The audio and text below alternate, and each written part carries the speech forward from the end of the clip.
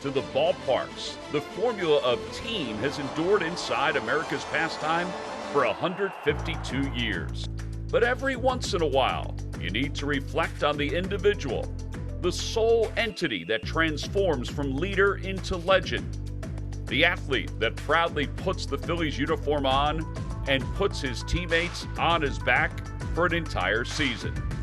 That person who warrants the label MVP.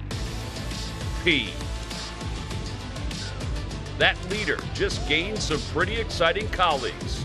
Up and down the lineup, there is the potential for the lumber to be swinging with a fierce production that has rival pitching staffs on serious alert. Another epic Phillies journey begins today in April.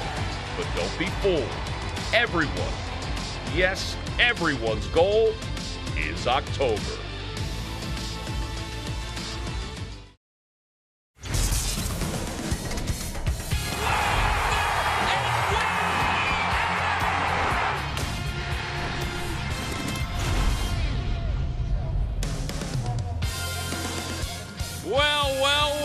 This is more like it. Bright sunshiny afternoon in South Philadelphia. The gates were open a couple hours ago, and fans started to stream in for yet another opening day. Traditions reinvented again under the bright sunshine. The walk from outside the ballpark, down the stairs, and onto the playing field. Some of the newest members getting a chance to embrace the Phillies fans for the first time. And then the guys who have been around for the last several years who are hoping to ride the back of that guy to another chance to go to the postseason. The last time the Fanatic came in on a parachute, 1993. Maybe it's an omen. It all begins today. The Oakland Athletics. No, it's not 1954. It's 2022. Opening day, the Phils and the A's.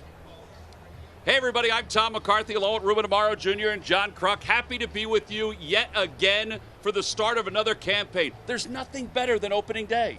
In all sports, Tom. I don't care about the other sports. This is the most fantastic day you can have, not only as a player, but this to me as a broadcaster might be the most exciting opening day I've ever been a part of, just because of what this team, the potential this team can do. And it's pretty incredible. I mean, Ruben, you've been around opening days here in Philadelphia for a long time. I mean, there's nothing better than this. A lot of different types of opening days, too, and this is an exciting one, as John said. I mean, this is a team that's going to go a long way, I do believe, and it's exciting to be part of it. All right, so we begin anew, kind of anew, because there's some new toys for Joe Girardi and the Phillies fans. Yeah, and they're high energy, high motor tools, too, Tom. They don't have to stop and go. They just go.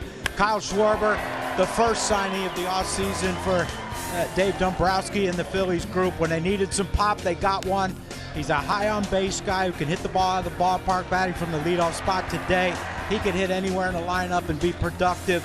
And then Nick Castellanos. I think this might be one of the most important pieces for the Phillies, just because of the attitude he brings, not only because he can swing the bat, but he brings an attitude to me like Lenny Dykstra. Everyone on the other team might hate him, and he doesn't care.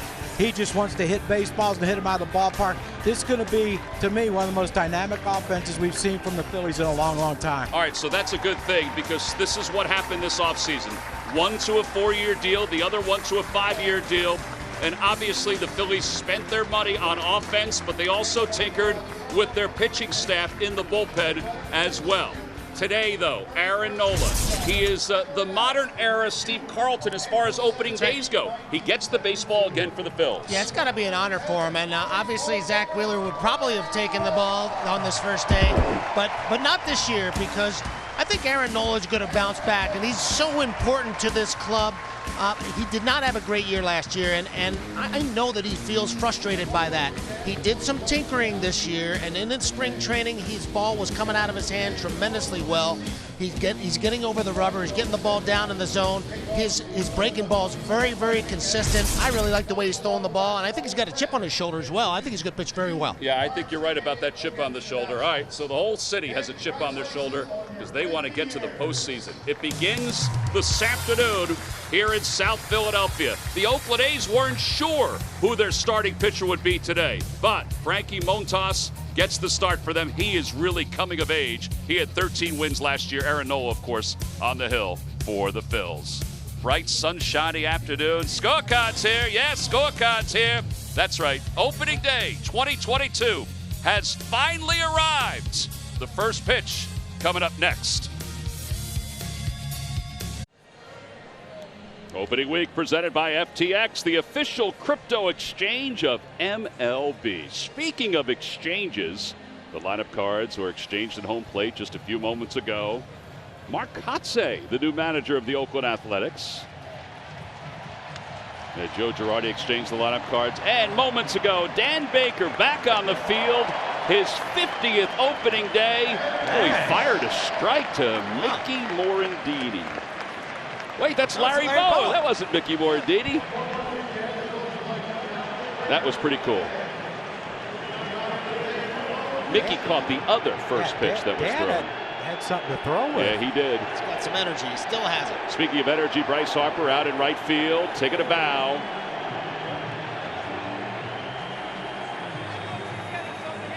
There's Kyle Schwarber out in left field. All right, so let's take a look at the A's starting lineup, brought to you by Xfinity. Supercharge your home with the supersonic Wi-Fi only from Xfinity. Tony Kemp leads it off at second base. Billy McKinney is the DH today. Sean Murphy's behind the plate. Chad Pinder is in left field. Seth Brown at first base. Elvis Andrus is at shortstop. His 14th consecutive opening day. He's the leader in the clubhouse, by the way, of everybody else. And here's Aaron Nola. Nola made 32 starts last year. And his earned run average 4.63. He really did have a nice spring training, and just the eyes told you that more than anything else, guys. I mean, his fastball was good. He gave up a couple home runs, but still looked very good compared to the end of last season. Statcast powered by Google Cloud, and we take a look at last season, the pitch arsenal. Yeah, one of the things that he's really going to have to work on is keeping the ball down more consistently in the zone. I felt like he was up in the zone, a lot of too many hittable pitches, and especially in key situations, he's got to stay away from that big inning. Well, especially, too, he had trouble putting guys away once he got the 2 strikes. He did strike out a ton of guys, but he gave up a lot of 2-strike hits. But it started in September of 2020 when he struggled in the final month and the Phillies missed out on the playoffs. And I think he took that personally, and he just never could seem to get any consistency going in last season. But again, you turn the page, right, Ruben, and start anew. And I think he's, like I said, I think he really does have a chip on his shoulder about how he pitched. You know, you see the nice moss, he cut it down, he's nice and tight on the hair. Little switch it up a little bit, but I know that he's a real tough competitor. He's a quiet competitor, and he doesn't show it out there on the mound a lot. But I know he's not real happy about his overall performance from last year. Well, this is his 10th opening day on a roster, but it's the 5th consecutive start for him. Robin Roberts is the all-time leader with 12 for the Phillies, and then Steve Carlton. All right, boys. Pretty impressive company there. Yep. We are ready to go. Baseball 2022 for the Philadelphia Phillies. The crowd coming to life.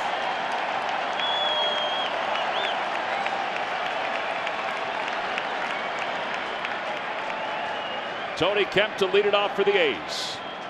And the first pitch of the season. Perfect way to start, 94 right on the black. It's 0-1. Not the worst way to start. To start there. Tony Kemp last year, 92 hits, hit 279 for the A's. 0-1, a curveball rolled on the ground right side, right at Gene Segura in the shift. 2 pitches, 1 away. Who said we couldn't play defense, huh? Good point, John. Takes a brave man to stand in front of that rocket. But a good start from Aaron. No, throwing strikes, got ahead, got the ball on the ground. That's how he needs to pitch. Yeah, it's so important early in the season to keep that pitch count down because you don't want to get into that pen too early. I know he's probably going to be up to maybe 80 or 85 pitches today, Tom. Yeah, I think that's the way they were thinking. Now, it's more of a feel thing, but that's kind of what Joe said in spring training. Here's Billy McKinney, the veteran. He takes a fastball for strike 1, 0-1. And, you know, this weather could be helpful to Aaron. It's cool. sunny, but man, is this a perfect day to play baseball. Can't remember as good an opening day weather-wise that we've had than today. No balls at 1 strike to McKinney, who was added to the roster of the Oakland A's midway through spring training as a non-roster invitee. Signed a minor league deal. It's his 5th season in the big leagues, the first with the A's, although the A's did originally take him in the first round in 2013. 1-1 pitch. Rolled on the ground right side. Gene Segura is going to take care of everything today. 2 outs, 2 4-3s on the scorebook. He's setting records, I think. Tell you what, that's a good guy to have him hit it to. Yes, that's true. That's the right guy. A little funky hop there at the end. The ballpark just looks gorgeous. It really does. It looks pristine. It was great to walk in today for the first time. The grass was cut. I miss the AstroTurf, to be honest with you. Oh yeah, you of all people. No, this is special today. Special. Here's Sean Murphy. Murphy takes strike 1.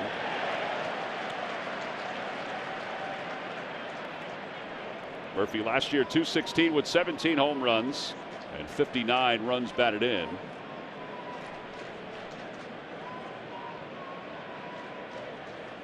Fouled back. Yeah, this kid really come into his own. He's a very good defensive catcher, Gold Glover in fact, but he's starting to become a little bit more dangerous at the plate as well. And this is one of those lineups that's kind of thrown together right now. You know, they're in kind of a deep rebuild here in Oakland, and I think that it's going to be tough for them to compete in the AL West, but on any given day, you never know. Yeah, they will mix and match throughout the year. The 0-2 pitch. Check swing. Did he go? No. Says Scott Barry. Wow. He could have. Apparently, Scott Barry doesn't like to hear the fans go crazy. Ooh, I think that might have been a swing there. Yeah, that may have been.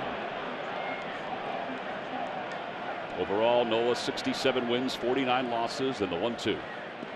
Down low, he went back to the changeup. 2 balls, 2 strikes. I thought they'd hook him. You know, once he got 0-2, I thought they'd get to that breaking ball, but maybe this is, you know, we don't want to show it too early. Save it for later. Fouled back. That remains 2-2. 2-strike home runs. That's been an issue for Aaron over the last couple of years. He's allowed 15 2-strike home runs the last several seasons. That's part of what he needs to tinker with a little bit this year. That was a pretty good pass, though, right there for Murphy. So better mix it up. Yeah, I think a breaking ball should be coming here soon. Either that or work the other side of the plate. He's just stayed away from him pretty consistently in this at bat. And now the 2-2 pitch. Breaking ball, cut out and missed. Boy, you guys sound like you played this game before. Well, not just hat racks, Tom. 1, 2, 3, go the A's. Kyle Schwarber will make his Phillies debut when we come back. That have come over in the offseason, but you've got 2 guys offensively that can provide pop right out of the gate that we'll see here today. Let's take a look at the Phillies lineup, brought to you by Xfinity. Supercharge your home with supersonic Wi-Fi, only from Xfinity. Well, there's Kyle Schwarber leading things off, and Castellanos batting cleanup and is the DH today. Of course, Bryce Harper is trying to win back-to-back MVP awards. Yeah, it's got to be awfully exciting for Bryson Stott to be in. It's not only make his first major league club, but also starting in his first major league game at third base. Absolutely. First pitch to Schwarber is in there for a strike. Now this young man, Frankie Montas, is a very good pitcher. Yeah, Montas has got a very good arm. He's a big, thick, strong guy, and he really goes atop this rotation now that Manea and Bassiter have been traded. But this guy's got an excellent arm, and he's picked up a split over the last couple of years that is really devastating. He's got great movement, good life, but he's throwing more consistent strikes, and he's going to be a tough battle for this lineup. 3 infielders on the right side, and the 1-1 pitch. Outside, 2-1. I will say one thing about him is that he's a different cat right out of the gate, because he's got a gold belt while everybody else has a green belt. I don't know if he got it mixed up or accidents happen, Tom. He's just It's early. Being his own man. Swing and a miss, 2-2. Montas last year, 13-9, a 3.37 ERA. Right-handers hit .215 against him. Lefties hit .256. In fact, 17 of the 24 home runs he allowed came against left-handed hitters. Line drive foul down the right field line. Yeah, he'll mix it up. He's got a sinker, four-seamer. It's basically like a 5-pitch pitcher. He's got that nasty split, and he'll throw a slider, very firm slider as well. He's got very good stuff.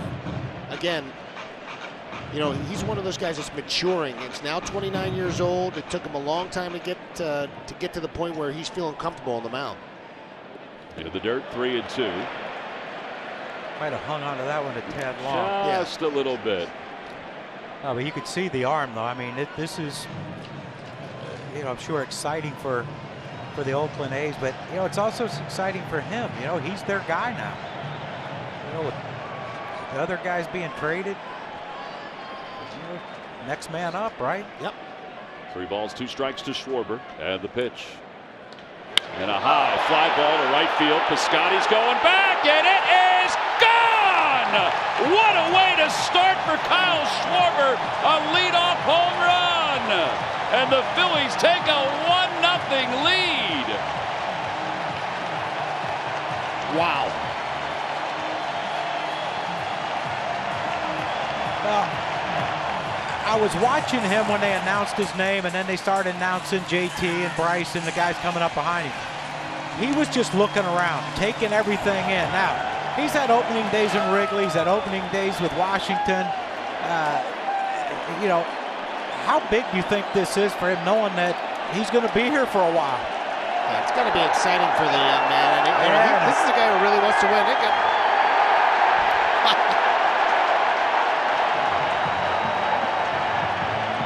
got greeted the right way. Well, it don't get much easier after this. That's the thing with this lineup. JT takes low. It was almost a perfect at bat because he saw so many pitches, and he finally got to the point where Montas had to throw him a fastball, and he just jumped all over. Yeah, that old adage, you know, don't walk the leadoff hitter. Yeah. That might change with this team, but then what? You know, you get JT, and you get Bryce, and you get Nick. Oh my gosh, good luck. Swing and a miss. 1 ball, 1 strike. That's the 14th career leadoff home run for Schwarber. He's got a ways to go to catch Jimmy Rollins, I think, doesn't he? Yes, he does. But that's a nice start.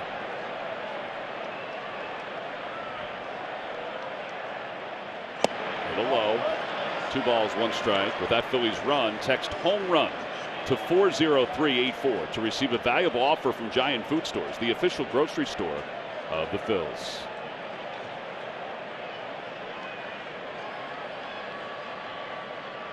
Two and one to Real Muto. He fouls it back 2-2. Yeah, there's some question as to whether Gene Segura is going to be hitting it in the 2-hole or is it going to be Real Muto. They're almost interchangeable in a lot of ways. I mean, that's what's so great about this lineup and how deep it can be. You can move guys all over this lineup. I think Joe's probably going to try to settle in with one, but there's a whole lot of depth here. 2-2, lifted in the air out to shallow right center field. Pache is there, and he makes the catch. 1 out. So last year, Kyle Schwarber had 8 leadoff home runs, and this is numero uno. He knew it too. Number 1. Actually, not a bad pitch. It was down and away a little bit. Got out over the plate enough for him to get extended, and he knew it.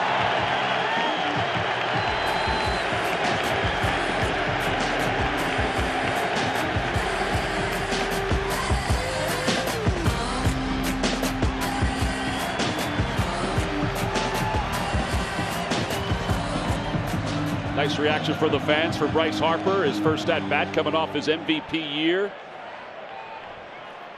Yeah, the first pitch to him, swung on a miss. He threw him something soft. How exciting is this? This crowd, you know, after the Schwarber signing, everything's exciting up here. And then they get Castellanos, and it just went through the roof. Yeah. And, you know, these fans are going to be in for a great show this summer. Back-to-back splitters, and it's 0-2.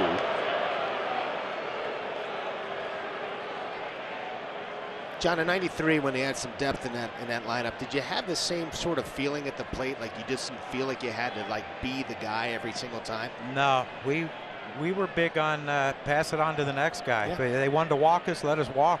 I think what we had. Out to left, Pinder's there. Looked like it was a little bit of an adventure at the end, but there are 2 outs. Yeah, I think we had. Well, let's listen to this ovation for Castellanos first.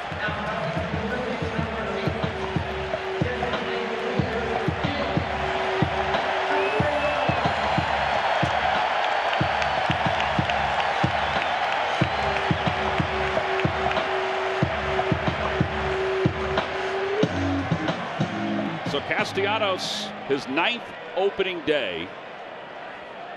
He's been around. Started with the Tigers, then the Cubs, then the Reds. Swing and a miss at the first pitch, and it's 0-1.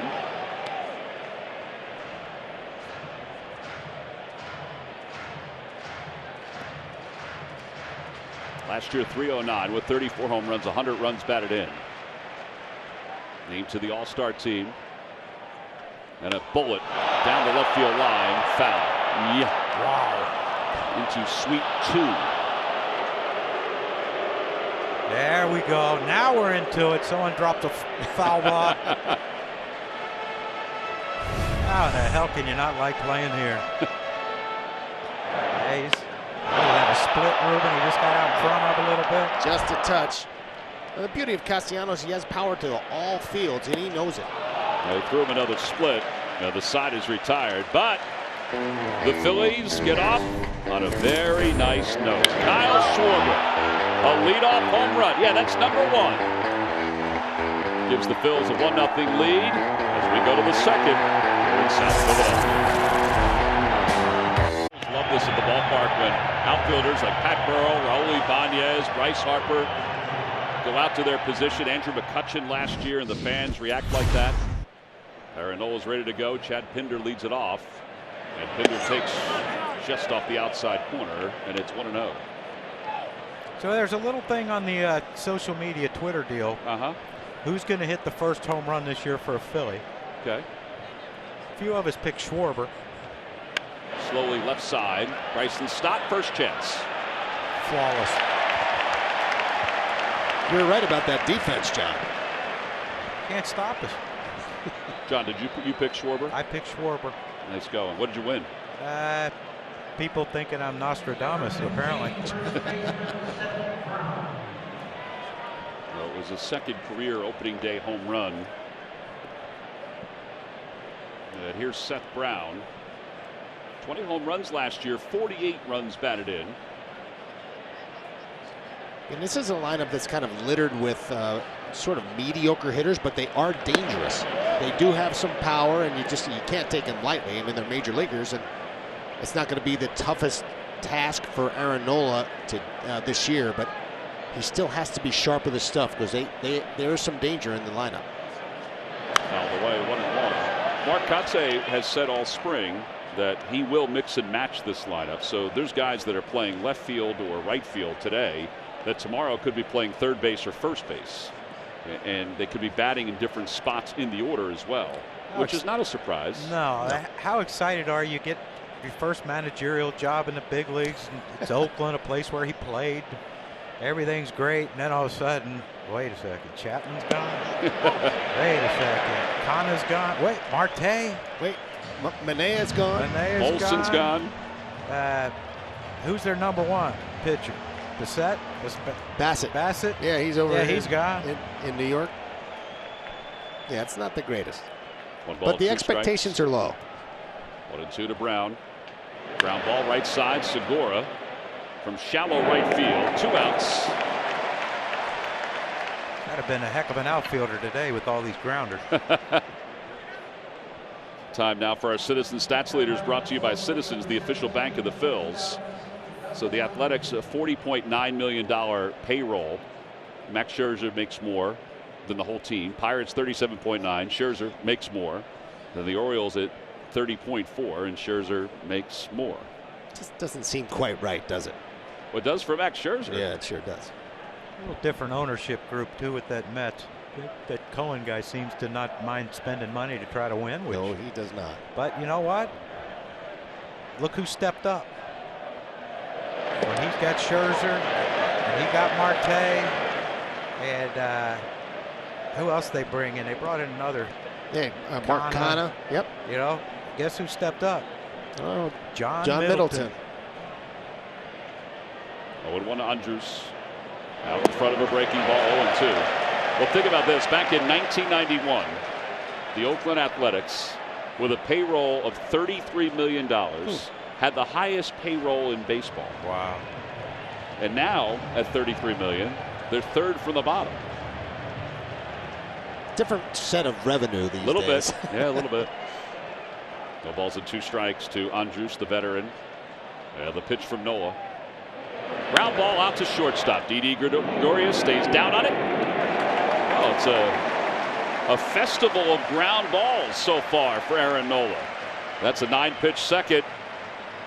Hoskins will lead it off when we come back in the bottom of the second.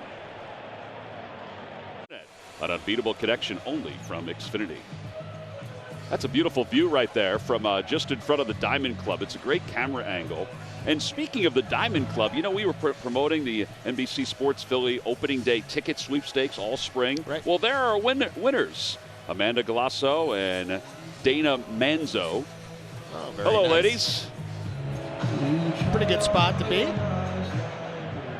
They got to be feeling that energy down there. Yeah. Rhys Hoskins swings at the first pitch. And it's 0-1. Yeah, so important to add on, especially with the way Aaron's throwing the ball right now. You definitely want to try to add on and take a little heat off of him so he can continue to do what he's doing right now and get those ground balls and those quick outs.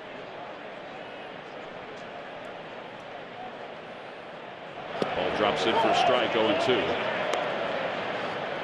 Montas was originally signed by the Boston Red Sox, $25,000.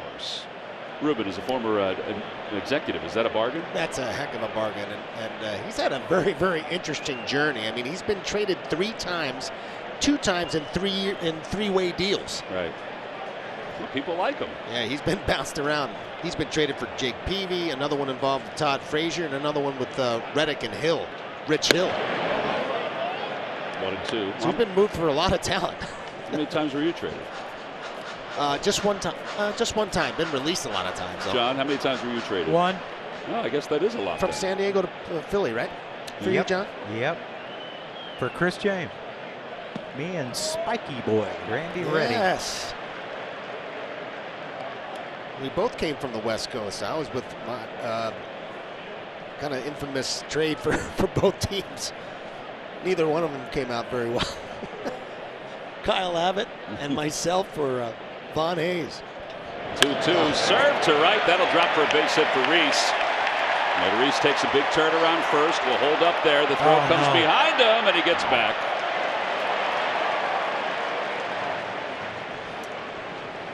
Love to see that, huh, from Rhys? That was a really nice piece of hitting right there. And when Rhys is going well, he's going to use the entire field. And one of the things he does it very, very well. He's got great plate coverage when he's swinging the bat well. And particularly before he got hurt, I mean, he was using the entire field. And, you know, when you're beat right there and you still come up with a base hit, it's a good hit.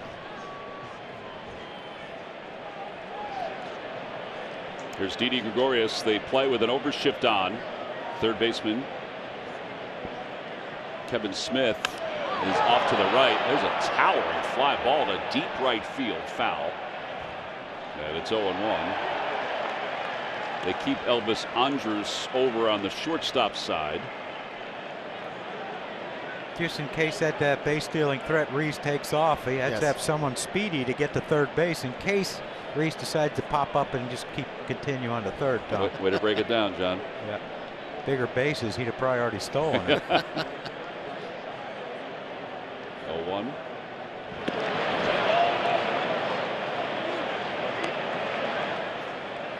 I think it's safe to say that the splitter is his best pitch, aside from a well-located fastball. I'll tell you what, that splitter is nasty, and it's something that I think he developed probably about 2 or 3 years ago when he started really perfected last year. And super effective pitch for him.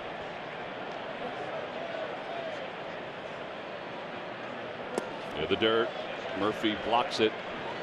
1-2. And I'm sure they went over this before the game about all the splits that Montes throws, and hey, be ready. Ball in the dirt, go. Well, that's tough with this guy. He's an excellent defender back there. Murphy can really move. He's got great athleticism. And are you questioning our team speed? That's a good point. And I'm sorry, John. I would never. Thank you, Ruben. I was impressed by the work that Paco did with these guys during the course of the spring. It was really nice work. Swing and a miss. There it is. Second strikeout.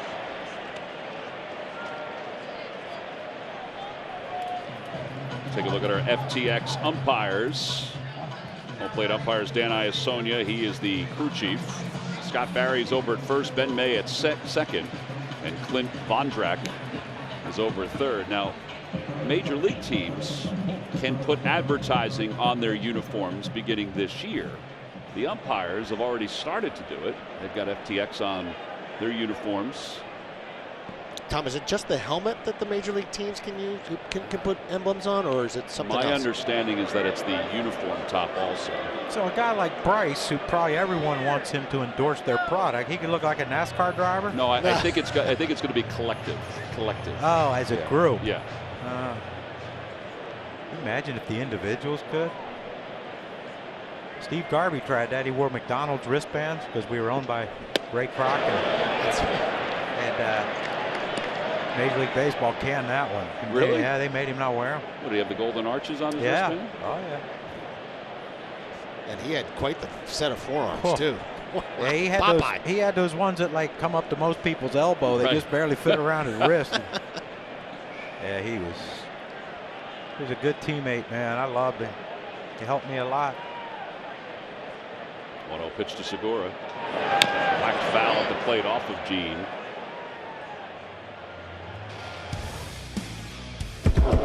Some of the other things, pre-arbitration bonus pool, incentive to promote prospects, which means that guys that are ready to come up but haven't reached a certain level of years, they can now come up. International drafts, players optioned only 5 times per season. We'll try to get into these as the season moves on. I really like that one with the 5 options maximum. I think that protects the players much better. Ground ball to short, could be 2. There's 1. And does he hold on? Oh, the ball got away, and Gene's going to get away to second base. Scott Barry was about to call him out. Yeah, I think Kemp is thinking that Reese might have interfered with him. I think Reese went straight into the bag, and Kemp just stayed right there. A pretty good feed right here by Andrus, and he's right in front of the bag. No, there's nothing wrong with it. He just went right into him. That ball hit Segura, kicked off of him, and then into right field. That'll go down as an E4, fielder's choice E4. And the A's were thinking about taking a look at it, but they've decided not to. And here is Bryson Stott, his first major league at bat.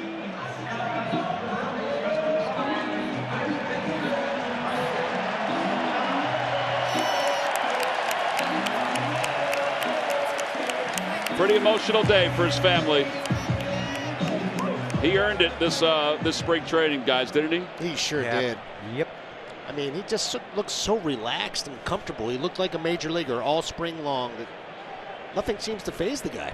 His mom, Shanna, his girlfriend, Drew. They also have 21 other guests in section 208.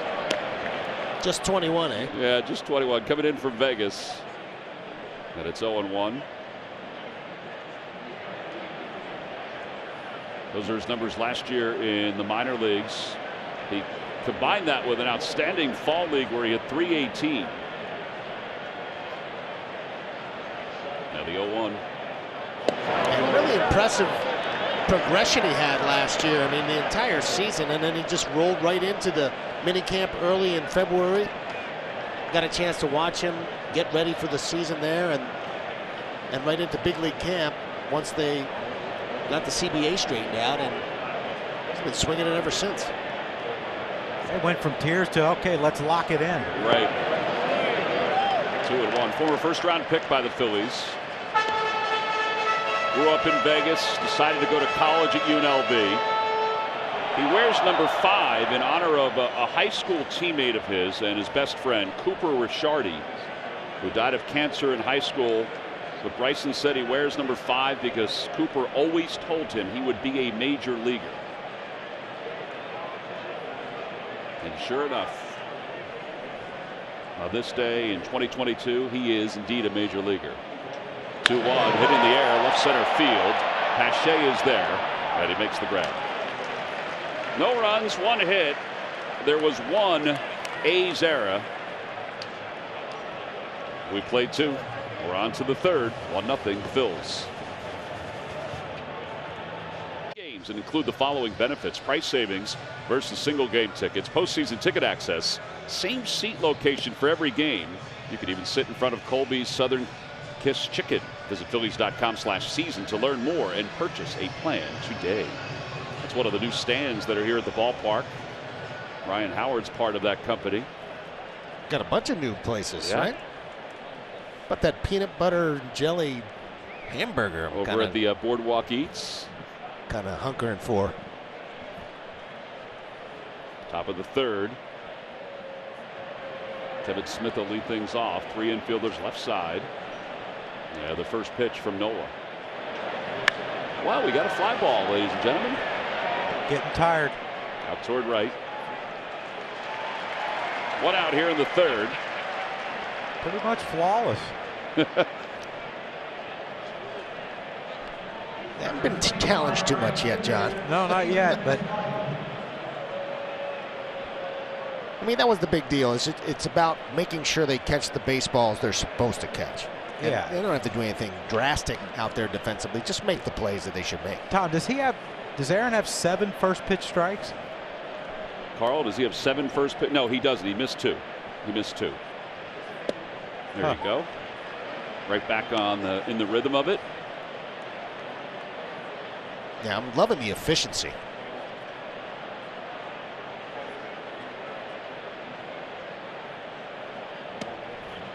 Oh, and 2.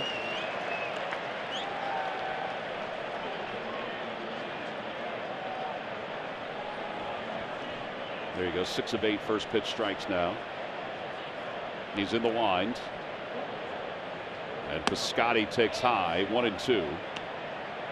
Stephen Piscotty's a Bay Area kid.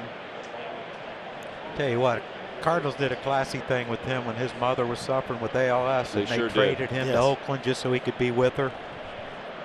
That is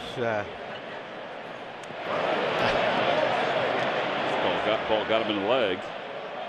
got him in the back elbow. Oh, did it? Well, we had a really good pitch before the ball game today. 13-year-old Felton, Delaware native Darius Hovington throughout the ceremonial first pitch, scooped up on 1 hop by Mickey Morandini. All part of our Nemours opening day. Got a chance to spend some time at Nemours with Mickey earlier in the week, and Mickey presented him with his jersey to let him know he was going to throw out the ceremonial first pitch, and an autograph from former Phillies second baseman. Yeah. I got a chance to talk to Mickey about him. He said the young man is just a wonderful kid. Just wonderful. That's so many nice things to say about him. Tell you what, that's an awesome way to let a young man know that you're going to be throwing out the first pitch, and oh, by the way, here's your jersey to wear. That is.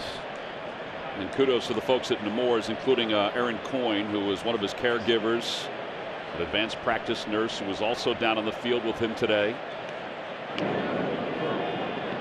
Toss over to first, and Piscotty is back. Here's Pache, who we saw last year with the Atlanta Braves. He was part of the Olsen deal when Olsen went to Atlanta right before Freddie Freeman signed with the Dodgers. Another very highly touted young man out of the Atlanta Braves organization. Very good defensive outfielder, and he's still kind of trying to find his way offensively.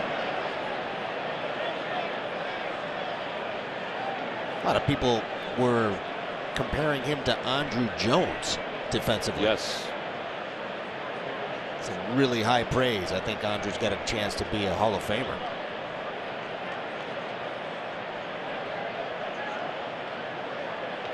Over to third, big hop for Stott, goes to second for one. Segura fires to first, not in time. Well, they may check that one. That might be checkable. Pretty close play over there. Yeah, Pache runs well. And Joe has Rob Thompson going to the phone. Little slow-mo. Yep, he beat it. He beat it. And I understand it's as soon as the ball hits the back of that glove, any contact at all in that pocket. Well, I'm glad you understand it. Ruben. Yes, that's what I understand. I thought they went back the other way where it enters the glove. Yeah, but then they went back to the glove. Oh, jeez. And you wonder why umpires get confused sometimes. Well, I can't wait for them to have to explain it to us at some point, right? Here's Tony Kemp.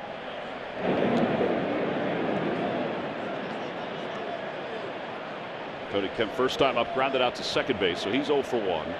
1-0 Phillies, a home run by Kyle Schwarber in the bottom of the first inning.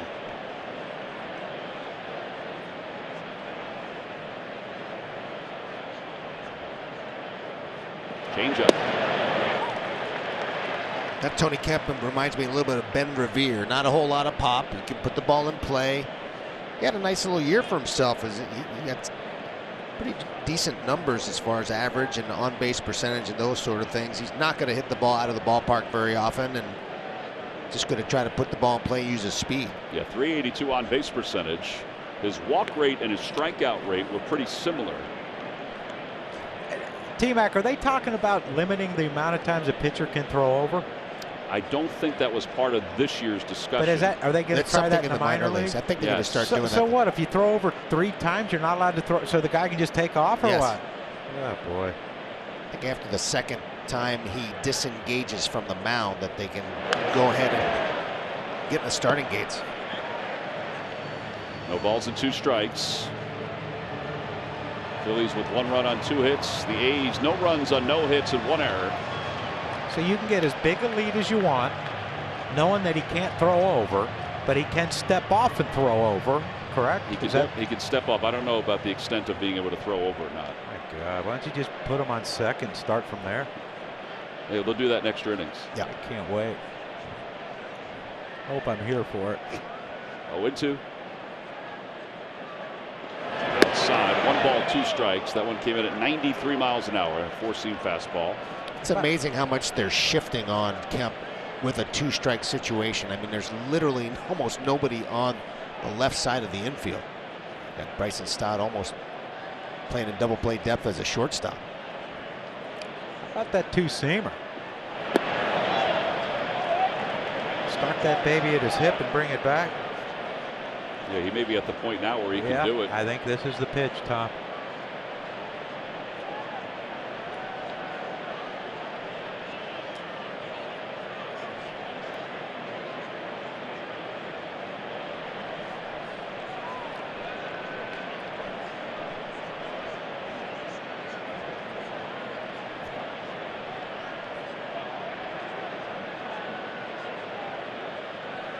We had him leaning a little bit. Yeah, Pache is looking a little runnerish over there. Nice job of holding right there and flipping the ball over there by Nola.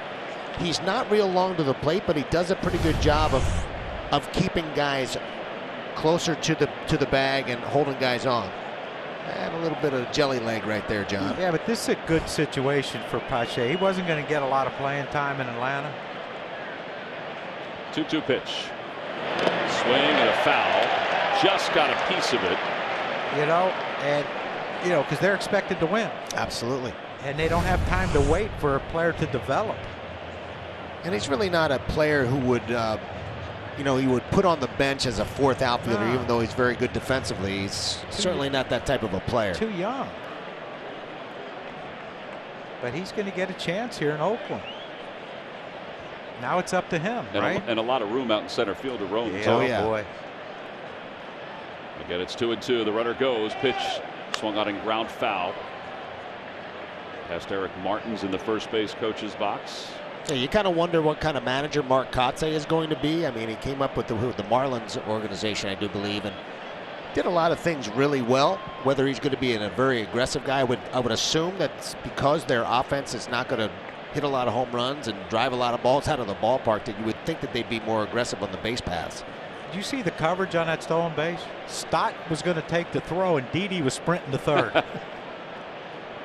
That'll change soon, too, when they stop letting guys do these shifts, I think. And I do think that's coming. Yeah, it looks like next year it's going to be implemented.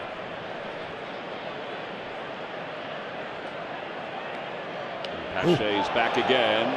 Reese says, hey, you might want to look at it. Double-A and below, the shift restrictions will look like this. Players will be prohibited from switching sides unless there is a substitution.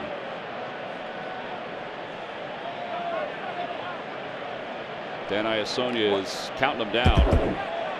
What do you mean a substitution? What's that got to do with the shift?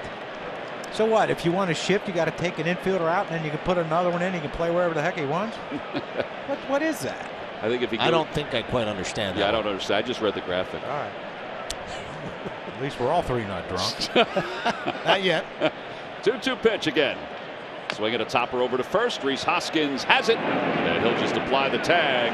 And the inning is over. No runs, no hits. There was a man left, one base runner on a hit by pitch. Middle of the third. Matt Vierling will lead it off when we come back. It's the official crypto exchange of MLB.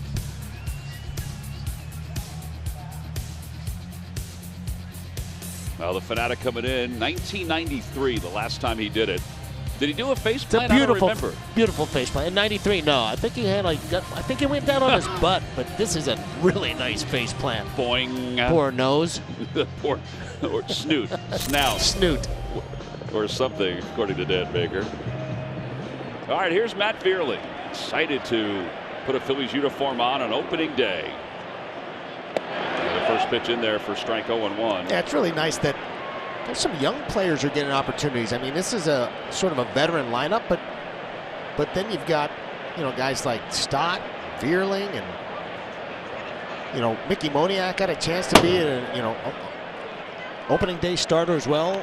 Unfortunately, got hurt, obviously, but it's exciting for those players, and it takes a lot of heat off those guys because they know that the guys in front of them in that lineup are going to have to really pull most of the weight. Yeah, last year Vierling hit .324. He came up during the year. The 0-2 in the dirt, 1-2. Talking to him before the ball game today, he was excited about the opportunity. And you're right, Ruben. Mickey Moniak was, according to Dave Dombrowski, was going to be in the opening day lineup with a right-hander on the mounds before he broke his hand the other day in Tampa. Here's the 1-2 to Vierling. Outside. Yeah, just a simple adjustment of getting on top of the plate and getting a little bit more square to the pitcher. And I mean, talk about confidence blowing up. He swung the bat extraordinarily well during the course of the spring. Swinging a foul ball. Count remains 2-2. Yeah, and that's it. Look, the Phillies are expected to win this year. They're expected to get in the postseason. And if they don't have those expectations, then there's something wrong. But you're right, Ruben. You got Bryson Stott, you got Vierling here, you got Moniak when he comes back. They don't have to try to carry the load. Opposite way for Vierling. Going back on it is Piscotty, and he makes the catch, a step from the track. He plays so deep that other right fielders, it might have been over his head and off the wall. Plus, he was shaded that way. I got to tell you, their scouting report is just amazing. They had Piscotty basically playing in the corner right there by the DraftKings Sportsbook sign. It was one of those where it was surprising to see him there when the ball was headed that way. Absolutely. Thought it was a double off the bat. There's Schwarber. Schwarber homered his first time up. First at bat as a member of the Phillies.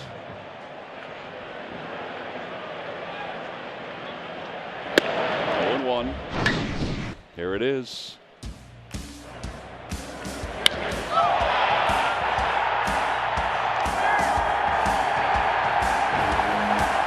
You think the one was these guys have a number of home runs they want to reach? Well, maybe as a team, but maybe. he's going to have to take his spikes off eventually. Or maybe he was just signaling his first one of what we hope will be many. I'm sure one of the elderly coaches probably dropped on him. It's your first big league homer. If you didn't hit any with the Phillies, you haven't been in the big leagues yet. Even though he did win a world championship with the Cubs. 32 home runs last year between the Nationals and the Red Sox. We asked him during spring training, do you miss catching? He said, every day.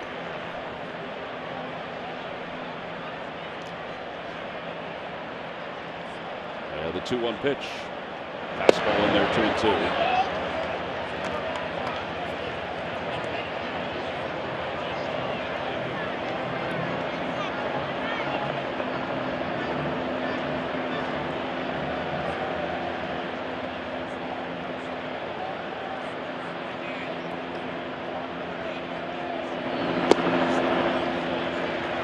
Another 3-2 count. Yeah, nice job of getting into those deeper counts, and that's one of his strengths, and always has been ever since he was at the University of Indiana, is handling the strike zone, and he really does. He will strike out, but he swings at strikes. He went to the same school Mickey went to. Is that where Mickey went? Indiana? Yeah. Mickey laid the groundwork for guys. They had Rizzo there as well. Set the standard. Here's ball 4. I believe they had Rizzo there as well. I think there was a 1-2 punch right there. Both those guys at the same time. Make your mornings count with NBC 10 News today. Watch daily for the information you need to get up, get ahead, and stay ahead. Count on it. Well, Schwarber draws the walk. And now JT's coming up. Last year, Schwarber's walk rate was just a hair under 14%. Does that mean his on-base percentage is 2,000, John? Yeah, it is. Yeah. Little shy of 2,000 because he fouled the ball off in that at bat, so that takes a little off. JT takes strike one, 0-1. He flied out to center field his first time up.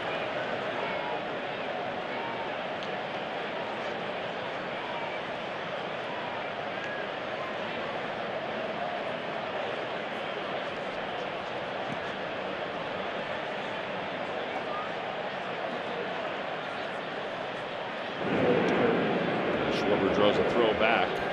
Tell you what, he's a leadoff hitter, Tom. He's a threat. Scaring him.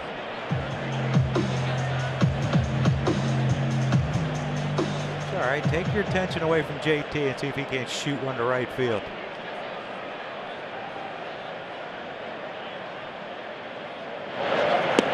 Check swing just off the plate. 1 ball, 1 strike.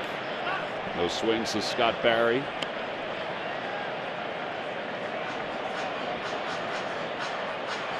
Last year, the Phillies 82-80, just finished out of a race for a postseason berth. Now they've added a couple of extra teams this year, so it makes it a lot easier for a lot of teams that are battling those last couple weeks.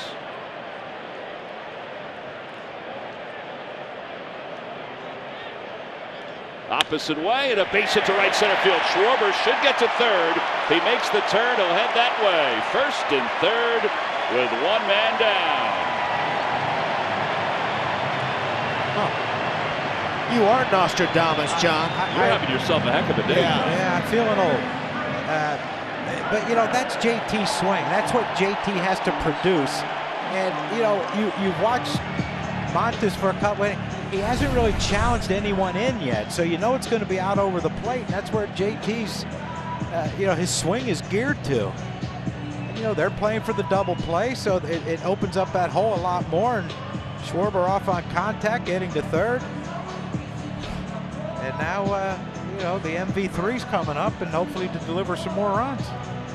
Yeah, it's going to be a team that's not going to have a ton of team speed, but if you can go first to third and do the things you need to do on the base path and run intelligently and take the base when you know you can get it, as long as you can try to make sure guys are scoring from second base and they're going first and third on balls they should be going first and third on, then they're going to keep this train moving. Bryce Harper, the batter, he flied out his first time up. First pitch hit foul, and it's 0-1. And you know, Larry Boas told me a lot of other coaches I had. He said you don't have to be fast to get good reads. And you know, we had one of the best, Ruben. Dave Hollins, my goodness. Talk about him all the time as being one of the best I've seen. He and Chase Utley, and those guys were not guys that necessarily were blazers. But as far as paying attention and being heads up and doing the right thing and having good reads, they were as good as they get. He draws a throw over. I tell you, it makes a difference too in the whole makeup of your club. Yeah, but you know, it's like the teams that we played on. You know, JT's a great athlete and a great runner, and Darren was the same way. Darren could run. Yeah, JT's an intelligent runner as well.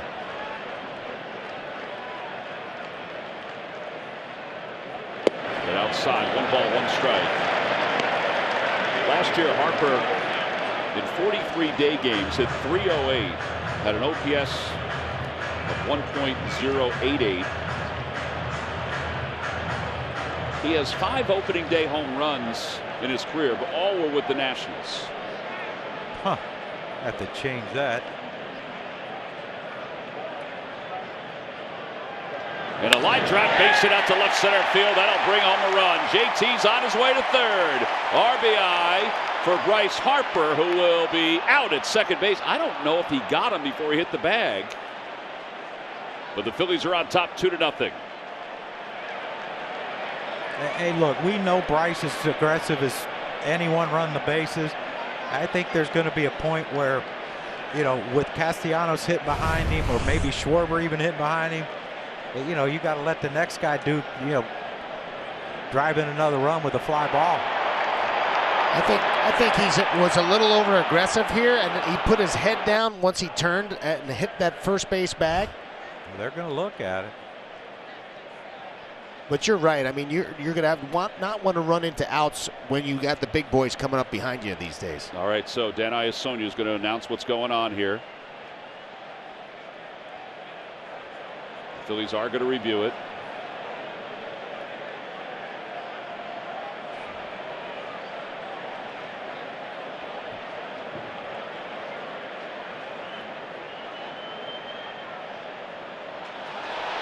I think he's safe. Well, the fans have already looked at it on the big board, and they think he's safe. Here's the replay. See, he went in so hard at second. I don't. Oh, no, it looked like he may have hit the glove. No, I never got it.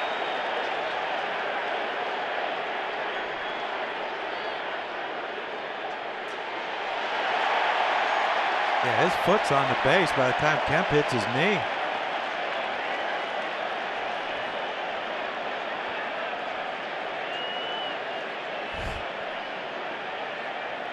Now umpires will announce it like referees do with the National Football League. And very quickly, Dan Iassogna said, we're reviewing the play at second base, but we'll hear his decision. And here we go. See how fast it is this year instead of going over, putting the headsets on? Tom, hold on. They're not done yet. That's what happens when they throw you a changeup. You get out on your front foot, Tom. Well, this is a very, very tough one because he may very well, the tip of his foot, the spike, may have touched the glove before he hit the bag. That's what my thought is. Wait, didn't they change that rule that it can't be the laces of the glove? Well, here we go. After review, the call on the field is overturned. The runner is safe. Philadelphia retains their challenge. I like it. I like everything about that. Yes. The fact that he was safe, yes, but also the fact that he announces it like that. And I'm wondering if there's going to be any personality for the umpires when they do it. It will be interesting to see how, you know, some guys may be nervous, you know, some guys may not feel very comfortable doing it. And it was a pretty dangerous slide. I'll tell you what, I'm glad he didn't come up with an injury there. But I think you're right, John. I think it's time for them to be a little bit, not conservative. I still want them to be, you know, aggressive on the base pass, but sometimes just maybe back off the throttle just a little bit. All right, here's Castellanos with runners at second and third. And 1 out, 2-0 Phils. Infield is in.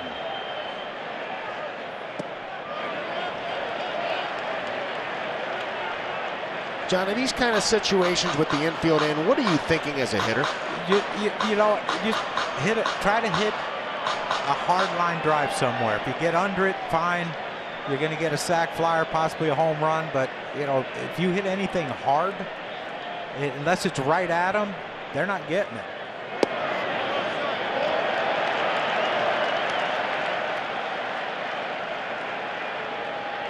First base is open for Castellanos.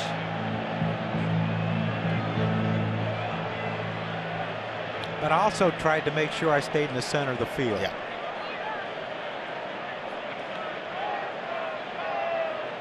Nick at .330 last year with runners in scoring position. Swing and a miss. And for some of the younger hitters, they seem to light up. Their eyes seem to light up when they see that infield in. And really, if you stay in the middle of the field, it's much more margin for error, right? Yeah. You don't see many teams. Well, they do, but not as often. They don't put a big shift on you. Well, especially with Castellanos, who can hit the ball off field, but they're not going to put a huge shift on you, so the middle will be open.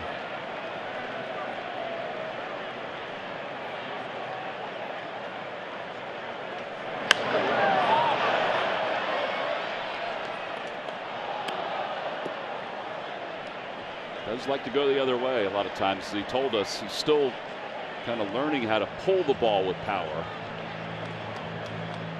I think he learned a lot from being with Miguel Cabrera in his early part of his career with the Detroit Tigers, and that's why he uses the other way very, very well. And I think that's a great trait, to be able to use the entire ballpark. Well, he's what, 30 years old, and he says he's just learning how to pull the ball? 2-2 pitch. There's a foul. And one thing that's kind of stuck with me, what David Bell told me about Castellanos, is he's a hitter who's always trying to get better. He never stops trying to improve his craft, and I really respect that, especially for a guy who's had as much success as he's had. And his offense really took off when Detroit moved him to the outfield and off of third base. I thought he was fine at third, but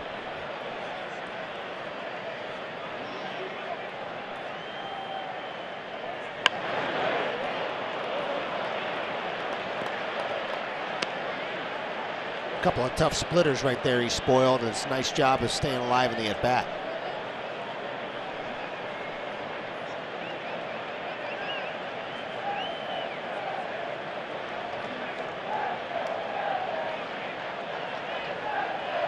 Montas is about to throw his 59th pitch of the day, and we're only here in the third inning. Runners lead off second and third. Harper's got a good lead off second. And the pitch. And a strike three call. Throwing the fastball. And he got him looking. 2 outs. Yeah, after all those splits, you kind of figured it. They were going to have to throw a fastball at some point. And look, this was well located too. Down in that down and away quadrant, 97. Well, that's what that's what this lineup is all about. However, he's got the next guy here in Rhys Hoskins, and this inning is not over. This is a little bit why this lineup can be a meat grinder for a pitcher. How many pitches have we seen when a runner on third, less than 2 outs, and they get a big strikeout and they know they can relax? Like, all right, 2 outs, I'm good, I'm out of this inning. But you know, not with this one. Not with this lineup.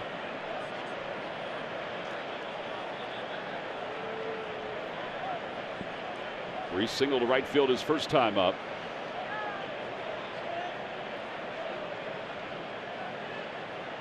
No balls, 1 strike. And an opposite way looper that's going to drop in for a base hit. Realmuto scores. Here comes Harper. The throw sails over the cutoff man, and Rhys Hoskins slides it head first to second. A 2-run single, and the Phillies lead it 4-0.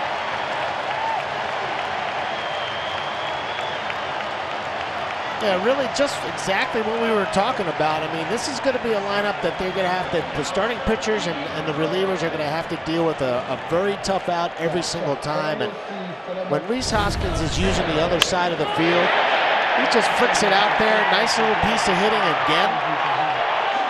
huge 2-out RBI by Rhys Hoskins right there.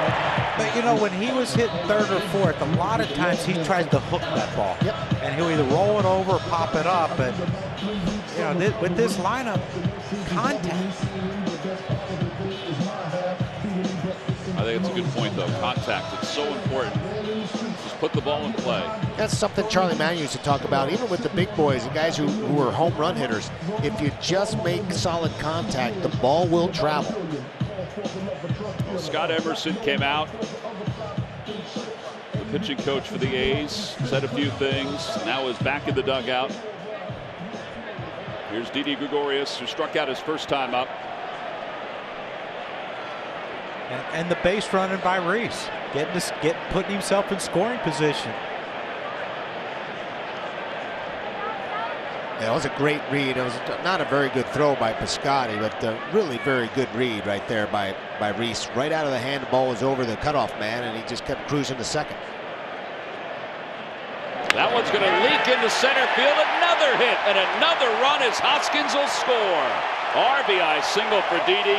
The hits just keep on coming, and the Phillies are on top 5-0.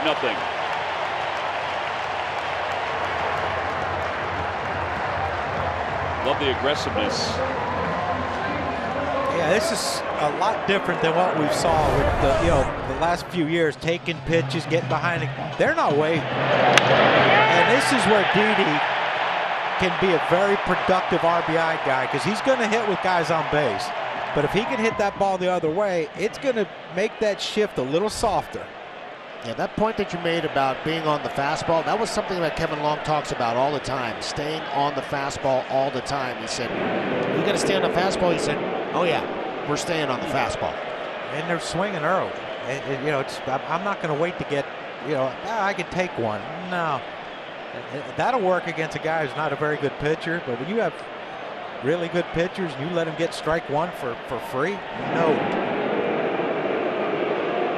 Now, the other thing that I saw that Didi was working on in spring training was, he has a tendency to, because he was playing in New York and he can drive the ball to the right side and hit the ball out of the ballpark, he got into a bit of a habit of trying to pull everything. And that was a perfect example that last at bat of just being able to just take that fastball and punch it the other way. Ball gets away for a moment. Murphy does a good job, though, of keeping it in front. I mean, the last, couple years, Segura's been our best average hitter. Well, I think last year was Bryce. But, he's right there around 300 every year, seemingly. And he's hitting 7th. Well, he even joked about that the other day when we were talking with him. But that's what makes this lineup so versatile. He can hit second and be that guy that can hit behind runners. 2 days ago in St. Pete, he's taking batting practice and he's spraying the ball all over the place. It was kind of funny because the coaches were saying, all right, the season starts now for Eugene. Forget about spring, because he only hit 152 in spring training. Right. But as you said, John, what happened on Thursday? Everyone's batting the same. That's exactly right. Well, you remember we talked to him, and Boa told me before. I said, we're going to talk to Segura today. He goes, oh, I don't know if I would. I said, why? He said, I think he's like 0 for his last 10. So he might not be a happy guy to talk to. He was fine.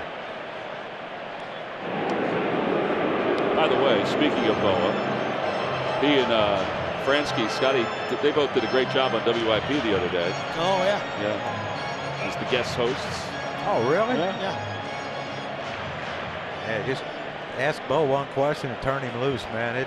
He's the best. It's showtime. Him and Charlie together. Oh, God. That is hilarious. He was great behind the mic, and then when he was doing a lot of stuff nationally on the air. 1-2 pitch. Rolled foul. We were on a plane flying home from the World Series one year, and we were both at ESPN. And we were sitting beside each other, and he said, hey, I've taken a job with the Yankees. I said, for what? I said, you're going to make so much more money doing this. Yeah. And I said, you've been so stress-free all year. It's nice to see. He goes, I got to have that uniform on, man. You know that. Well, there is nothing like having that uniform on. Yeah. I'll tell you what, it's it's fun getting back in there, especially when you're going to a place like New York or when I had an opportunity to be in Boston. Broken back ground ball out to second base. Tony Kemp has it. And the inning is over. Phillies sent 8 men to the plate, though. In the inning, they plated 4 runs. It was a 33-pitch inning. Phillies made them work. We're going to the 4th. The offense is alive, and the Phils are leading at 5-0. Park on a glorious day to start the 2022 season for the Phils and their fans. Aaron Nola finishes up his warm-up tosses. In between innings, the families of the fallen Pennsylvania State Troopers, the Siska and Mack families, were announced, and there was a moment of silence before the game today for both, who were killed while assisting a driver a couple weeks ago. Yes. And the moment of silence for not only them, but also for the folks in Ukraine. It was all part of a stirring afternoon of ceremonies here at Citizens Bank Park. Nola starts the 4th inning with a 5-0 lead. And Billy McKinney sees a 2-seamer for a strike, and it's 0-1. Got a little shadow action that's doesn't fare very well for the hitters. It's not too bad quite yet, but a chance to play a factor in the game here. Hey, we got ours. Yeah, yeah. Good timing. What did you have trouble with in the shadows? Did you have trouble with the fastball or the off-speed pitches? I had trouble with every pitch, John. Perfect lighting. I had to play in the shadows against one Pedro Martinez one time, and that was not fun. Oh, I got San Diego in a doubleheader. I got the first game against Nolan. Oof. Is that because Garvey didn't want to play? That's when one of my favorite teammates said, "Hey, you got the first game." I'm like, "Yeah, oh great, all right. Who's pitching?" Nolan. Oh, whoa. And a called strike 3. 2-seamer ran right on back. Second strikeout for Aaron Nola. And one away here in the 4th. That pitch has such touch on it. Yeah, that's a high strike, but that's the strike zone in this day and age. And hey, when he's got that kind of movement, when his hand is over the ball and he's working down and having that kind of life, that's when he's most effective. Swinging a foul by Murphy, and it's 0-1. I thought, without really having a radar gun consistently during spring training, and we did get it as the spring moved on, but I thought that the fastball consistency is what you could tell from Aaron Nola. Yeah, I agree. That whole spring, from the very first game, and he gave up a couple of home runs, but it didn't really concern me all that much because he's going to throw so many strikes. Just to see the ball come out of his hand with the kind of life it had from the start to the finish of the spring, you could tell that some of the mechanics, some of the things that he was working on were actually functioning well for him. Well, change up first pitch, fastball second pitch. Does he go with the hook to try to strike him out again? I think so. I would. 5-0-2 count so far. Yeah, he wanted it. Swing and a miss. Back-to-back strikeouts. That's number 3 for Nola. If you guys haven't noticed yet in the Oakland dugout, boys, I got all of them working today. Just really look at this at bat. Fastball, change up first pitch, not a great swing by Murphy. Fastball running, good swing by Murphy, slowing back up again with that breaking ball.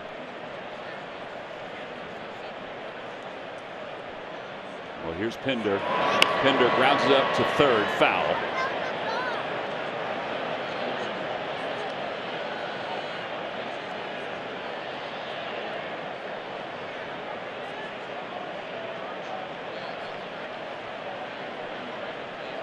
Pinder grounded out to Stott his first time up over at third base.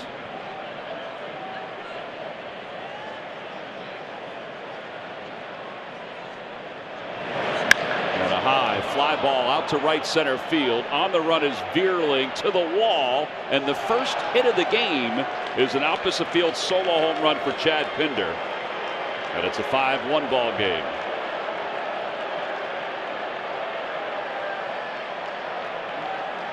Well, Pinder hit 6 last year.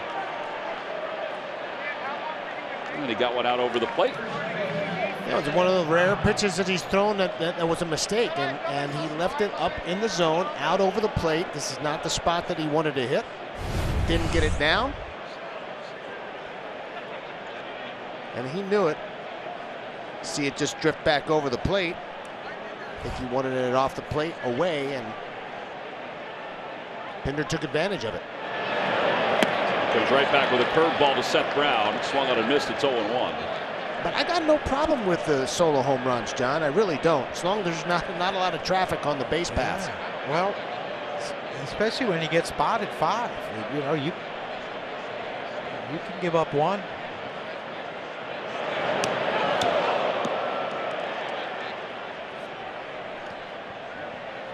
This RAV4 inning is brought to you by Toyota. Visit Toyota.com to find your 2022 RAV4 Toyota today. Toyota, let's go Phils.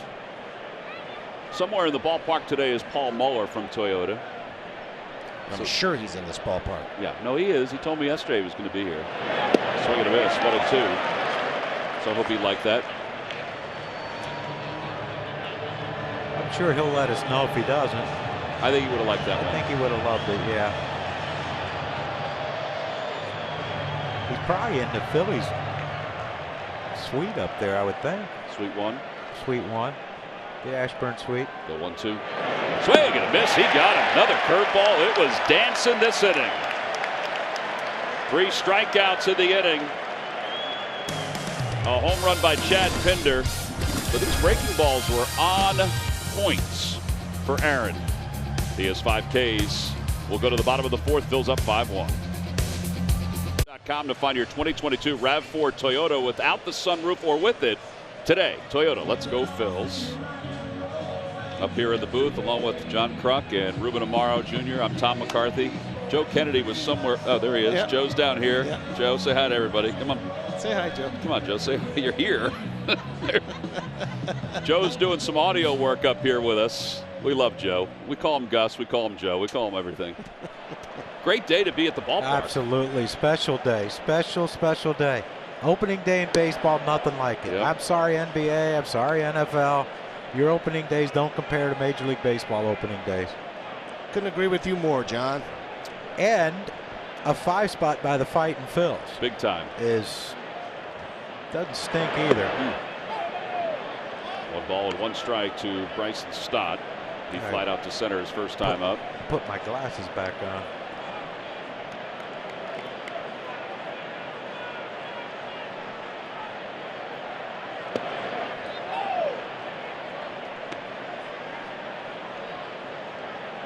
That was a splitter up.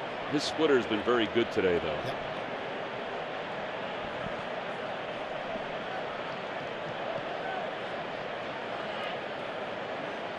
And now the 1-2 pitch coming. Fouled off. Beyond the left field line. Well, I think the way Bryson's, just his whole demeanor and his presence in the box, he doesn't look like he's panicking. He looks relaxed. Smooth and easy. Kind of reminds me of a young John Kruk. Nice and relaxed with his hands. Well, he gets the splitter again. He is struck out. And 1 out. Celebrate our MVP at Citizens Bank Park on McDonald's opening night. Fans 15 and older will receive a Bryce Harper MV3 t-shirt when the Phils match up against the A's. Again, that's tomorrow at 4:05. Don't miss the special pregame recognition of Bryce. Visit Phillies.com to purchase tickets and join the celebration. We talked to Bryce the other day, and if anybody gets a chance to purchase the Phillies media guide, it's a cover that is very familiar because it was very similar to when Schmitty won his MVP back in the 80s, one of his MVPs. And it was Bryce's idea to kind of, along with the folks in the Phillies PR department, they did a great job with it. They really did. Yeah, it was really to honor Schmitty, right? Yes. He has so much respect for the history of the of the organization. History of the organization and of the game itself. He really is a student of the game. And before he signed here, I mean, he did some serious studying about what what Philadelphia was all about, what the fan base was about, the history of the organization. And Vierling strikes out. 2 outs, and here's Schwarber. And that doesn't happen very often anymore, John. I mean, you have guys coming through to the major leagues, and you know they don't know a whole lot about the history of the franchise and the organization that they play for. Yeah, and he told us that that's what he's trying to instill in some of these guys. You know, the younger guys, whatever. You know, look, get to know the history of this organization. You'll appreciate it more.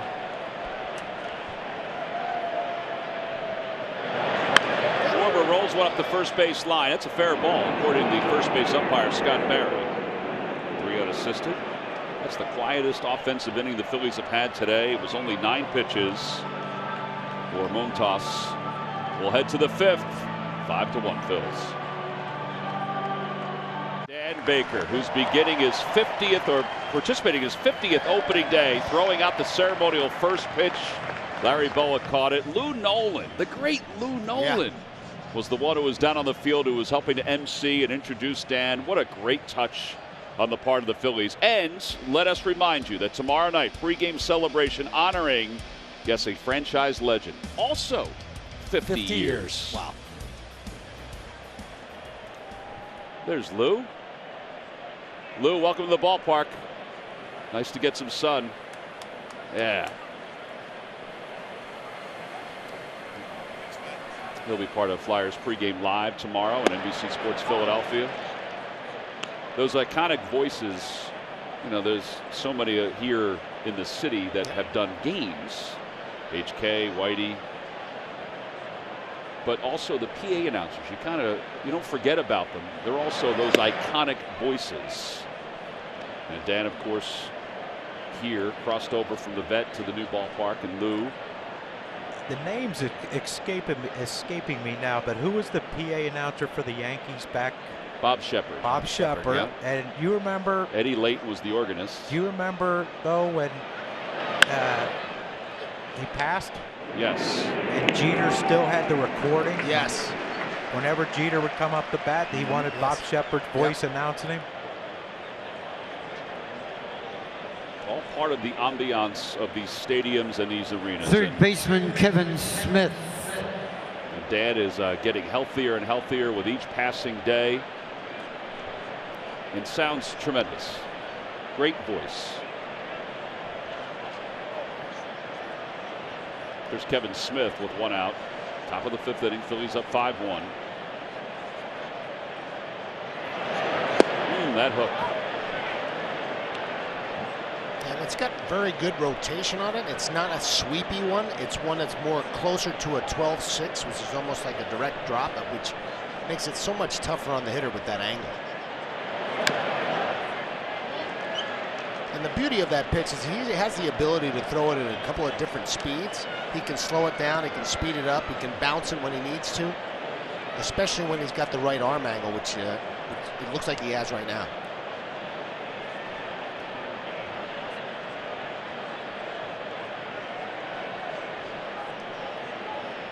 No balls and 2 strikes to Kevin Smith.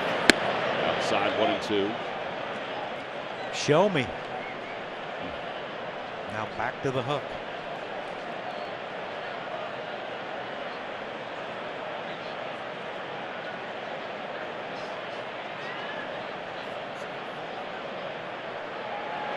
Swing and a miss. He was back to the hook. 6 strikeouts for Nola. 2 outs. John, you almost sound like you know the game a little bit. Well, I had to. I had to try to figure out patterns with pitchers. Yeah, that high fastball to Show, throw it out of the same arm slot.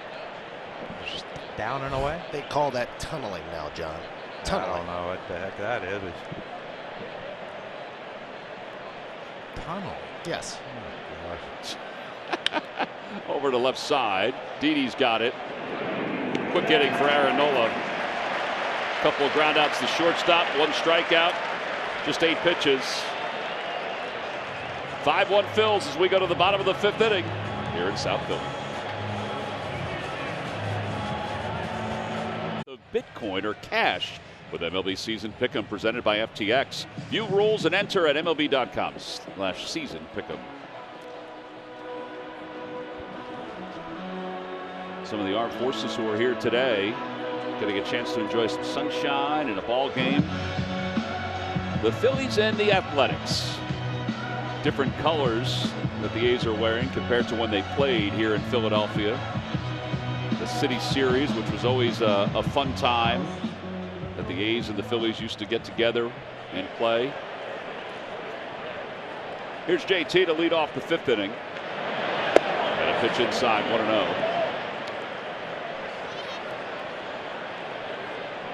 JT is flying out to center. He has singled and scored. We haven't scored in an inning. You got to get it going again.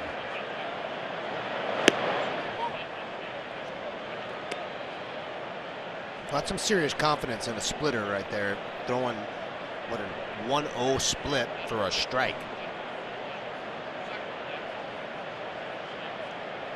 Not an easy pitch to throw for strikes consistently.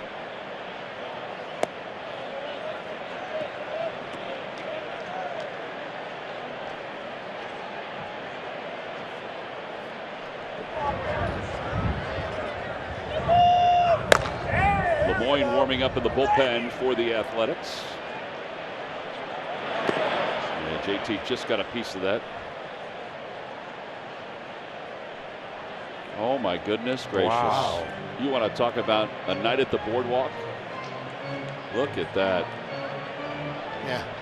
You think that's a line for Manco and Manco Pizza? No question. That's how it is on the boardwalks. It is at times.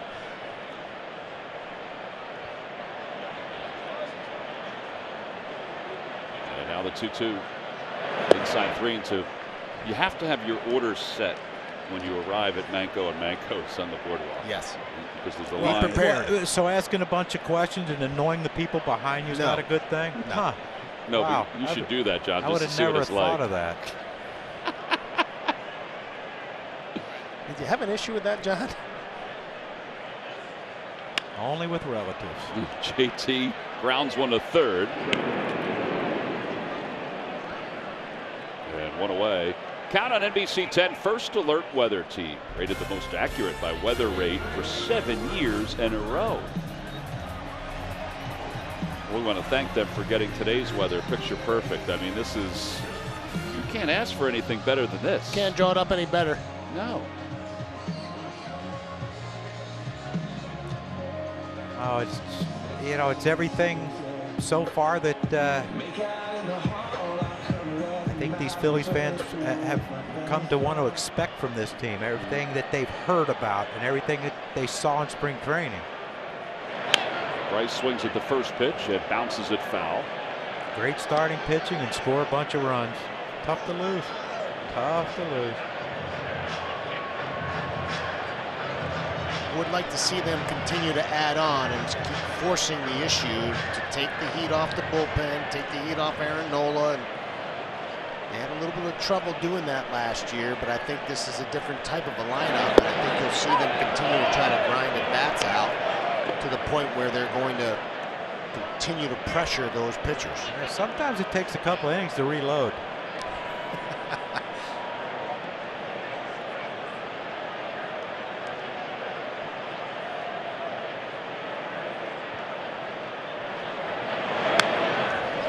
Took a pretty good pass at that, and it remains 0-2.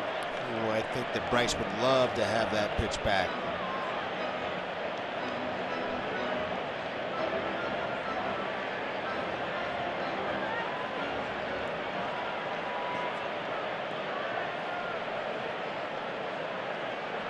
Yeah, the 0-2 to Bryce.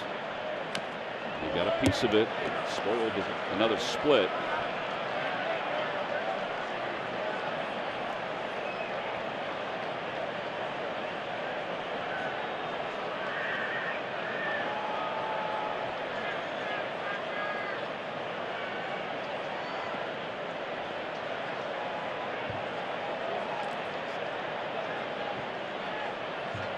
Little dribbler over the mound and actually scoots off the back of the mound. Andrews throws him out.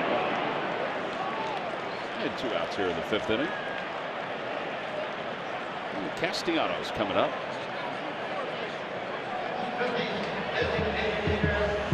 John, you have any real memorable offensive opening days? Oh boy. I know it. One year in San Diego, I hit a grand slam opening day. That's pretty memorable. And then it was all downhill from there. At one point, I was leading the league in RBIs after one day.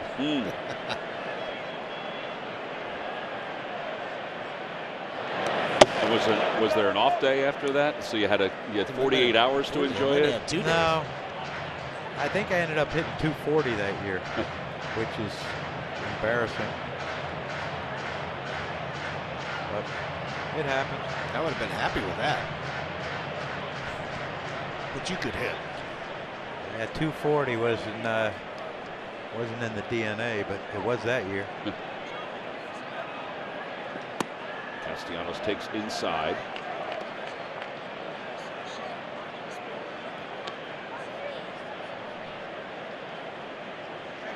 I'm trying to think of. Yeah, I can't remember. Really. Was that 88? Possibly, yeah. 86. Yeah, 88. Hit 240. So we're gonna miss 2-1. Got off to a good start though. There's the Manco stand here at the ballpark next to Campos. I think we might have to sample at some point this year some of those pizzas, don't you think, Tom? Yeah. 2-2.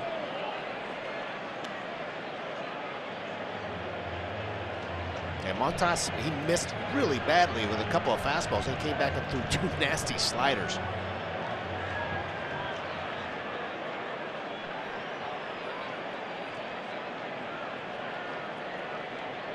And now the 2-2.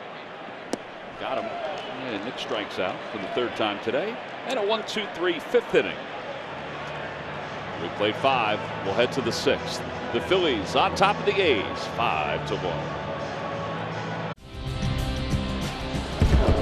Well, guys, Hugo Blewett is here. He is. Hugo the Horrible. He's been cryometrically preserved for the last 100 years. He's never seen a mascot. And was not a very good umpire, and hence the nickname Hugo the Horrible. So why would you freeze a horrible umpire? Just because they wanted him to get better with time. Oh, okay. He was known as a no-nonsense umpire. And Hugo Blewett. Hugo Blewett. He was a little confused by the Fanatic. I believe he's going to wind up being a friend of the Fanatic as this year goes on. Everyone is, Tom. Yeah. He'll turn him. Go to the top of the 6th inning. And Aaron Nola, who has 9 ground ball outs, 5 strikeouts, has the count 1 ball and 1 strike to Christian Pache. Pache, fielder's choice, his first time up. Only 1 hit for the A's. It was a home run. And the 1-1 pitch. That's in there, 1-2.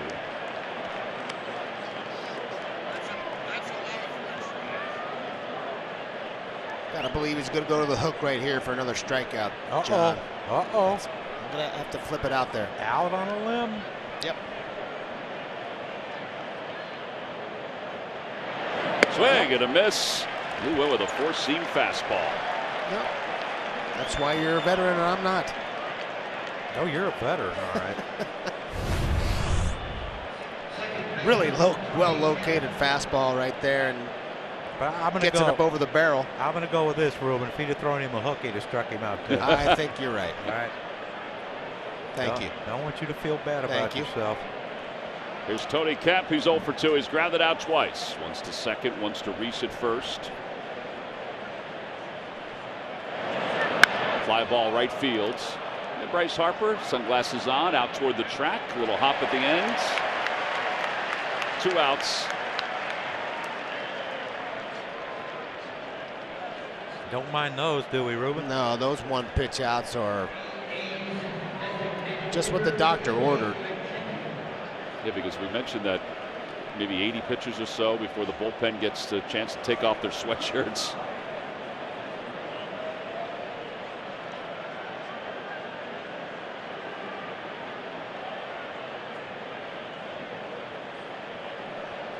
Here's Billy McKinney. He's 0 for 2. He's grounded out and struck out.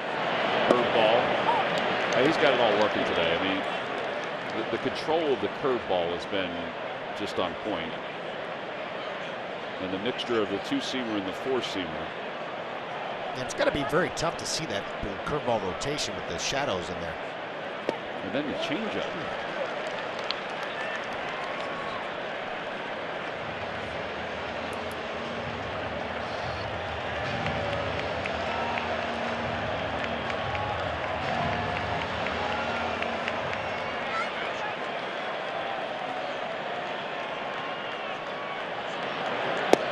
Just a bit outside. Now you two-seam him in. Start that thing at his hip and bring it back after he throws an 0-2 changeup away. So many ways he can go, though. Yes, it's been an effective pitch today. He has 7 0-2 counts. It's worked its way to 1-2 here at the pitch. Swing and a miss. He got him. Threw him a changeup. 7 strikeouts for Nola through 6. He's allowed 1 hit. It was a home run. That is it. We have played 5.5. And Aaron Nola is putting together a masterpiece this afternoon on opening day. The Phillies lead it 5-1 as we go to the bottom of the 6th. Area local Chevy dealers. Visit ChevyDealer.com. And by the Pennsylvania Lottery, Pennsylvanians are scratching their way to fun thanks to Pennsylvania Lottery scratch-offs. Players must be 18 or older. Please play responsibly. That's a good way to start the day. Kyle Schwarber, a leadoff home run in the bottom of the 1st inning, gave the Phils a 1-0 lead. They've added 4 more. By the way, some of the concession stands here at the ballpark. It reminds us that our buddy Kevin Tedesco from Aramark is not here today. Kevin's actually in the hospital, but getting better. Will be in for the next couple of days. And we want to send our best wishes out to him for a speedy recovery.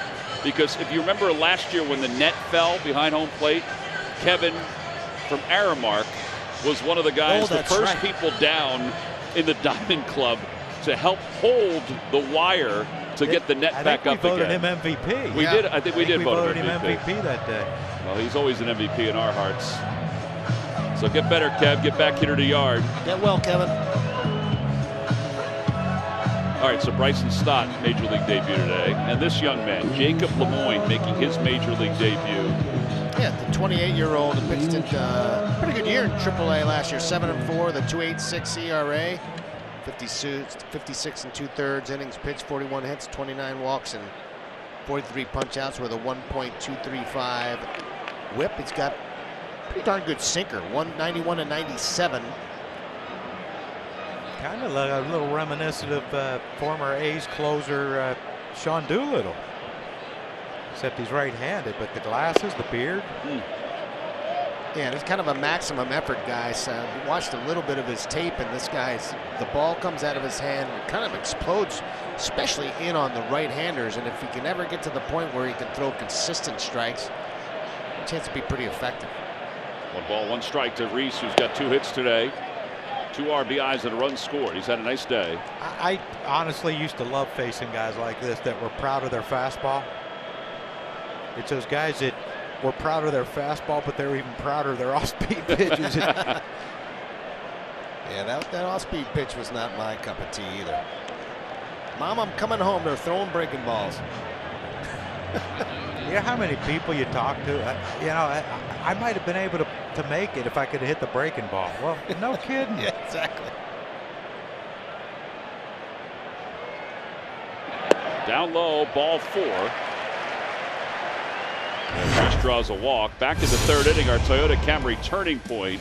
Reese Hoskins up, opposite way, little floater, brought home a couple. And look, Reese is going to have so many opportunities to drive in runs if he remains hitting 5th or 6th in the lineup behind the rest of these guys. And if he can consistently hit the ball the other way and not pull off, he's going to have a monster year. And they don't have to hit the ball out of the ballpark. The ball will go. I mean, everybody up and down this lineup, there's no reason to try to hit the ball out of the ballpark. And when you can stay inside the ball and through the ball through the middle of the field, the ball will fly. Yeah, them ones in the 2nd and 3rd deck up here in right field are nice, but that one that scrapes over the left field wall counts the same. Takes low, and it's 1-1.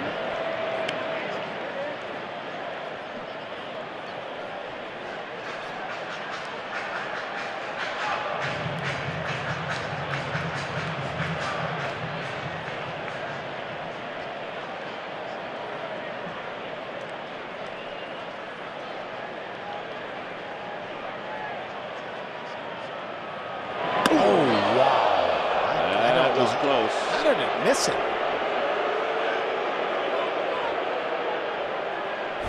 That was close. That's awfully scary. He doesn't really know. He's probably pretty pumped up, this kid Lemoyne, and my goodness. Especially he turned the right way, though. That's the perfect way to turn.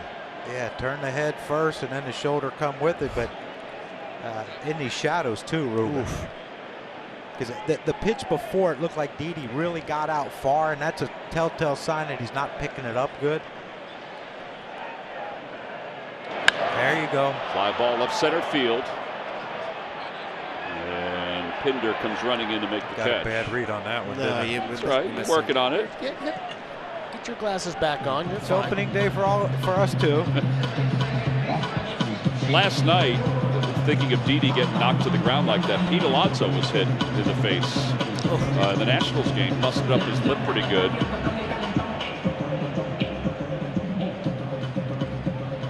You never want to see that.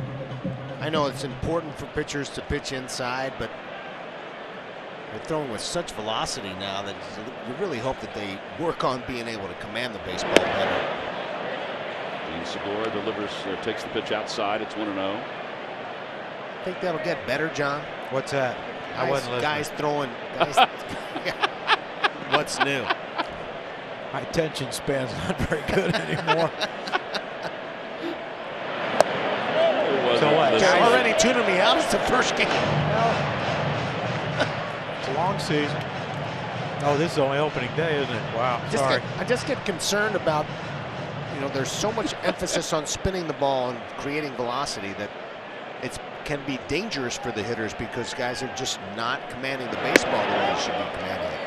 Yeah, I mean, you see it though, and all through. In starting in Little League. Well, boy, he throws hard. Yeah, but the bases are loaded. They ain't got an out yet, and they haven't got a hit. What's good's that? All four. Walked him on 4 pitches. 2 walks in an inning.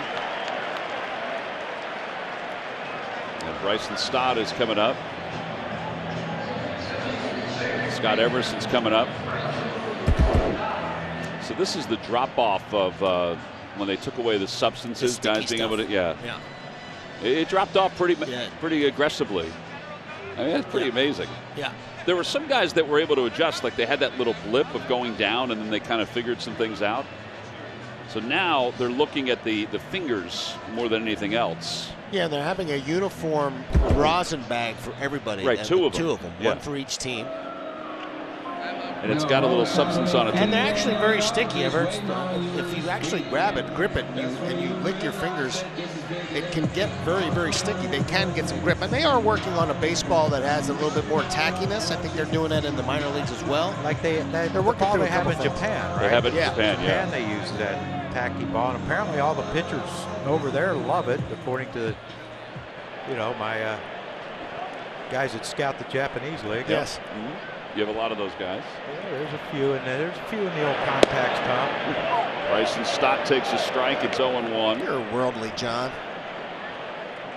International man. Mystery. Just got a passport a couple years ago.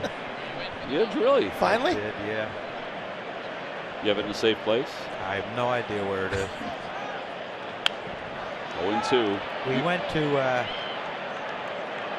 I can't remember where. But it was a really nice place. Well, it was. We went fishing. We went, I can't remember where it was. Had a great time, though, apparently. Was there water? There was water, yeah. I believe it was the Atlantic. It was the 0-2 pitch. 1-2. Turks and Caicos? No, I don't think. How about Aruba? Mexico? No. It wasn't far from the Great Mountain State. I'm going to text my son and ask him if he remembers. 1-2 pitch outside 2-2. Nice job by Stott laying off that pitch. Now would be a good time for that first major league base hit. There's Bryson's family. Never a bad time for that, but this would be especially good. And the 2-2 pitch. Swing and a line drive down the right field line toward the pole, and it is just foul. Woo!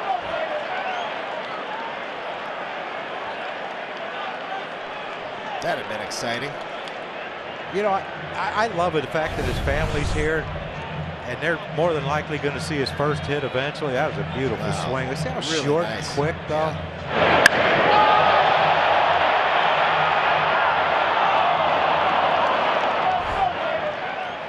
She liked that loud foul ball. It was loud. And the 2-2 again. And a line drive out to right field, a base hit. His first major league hit is a single to right. It'll load up the bases with one man down. That's a keepsake. The first of many for Bryson Stott. That's making Vegas proud.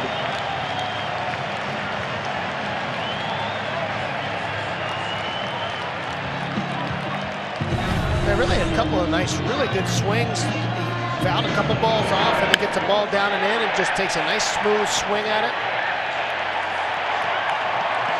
Mama, girlfriend, all happy. They had a lot more coming off that bat before this year's over. Believe but that is, Tom, you're numb at this point. Like you're in your head. Like, he's confident, and you have to be to get to the big league. But in his head, he's like, holy crap, I just got hit in the big leagues. Woo! That's exactly correct. You almost can't feel your feet. And how about how he turned right away to see if the run scored? Yeah. So he get his RBI, too. He'll get some of those. Bases loaded, 0-1 to Veerling. Veerling today 0 for 2. Down low and away. 1 ball, 1 strike. It's where Veerling just has to stay on something and think the other way and drive it. He hits that same ball. Look where Steven Piscotty's playing. Wow. I mean, he's like 4 steps from the warning track to a right-handed hitter. He hits a ball into the right center field gap, and he might have an inside the park homer.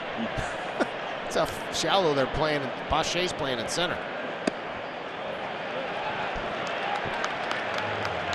That's incredibly shallow where Pache is playing. I would agree with that. Yeah, if you were just tuning in, you'd probably think, oh, man, bottom of the 9th, and he has to cut the run off at home with less than 2 outs. He's just he's backing up now. Just took a couple of steps back. Now the 2-1 at the knees, 2-2. Got to make contact here, John. Yep.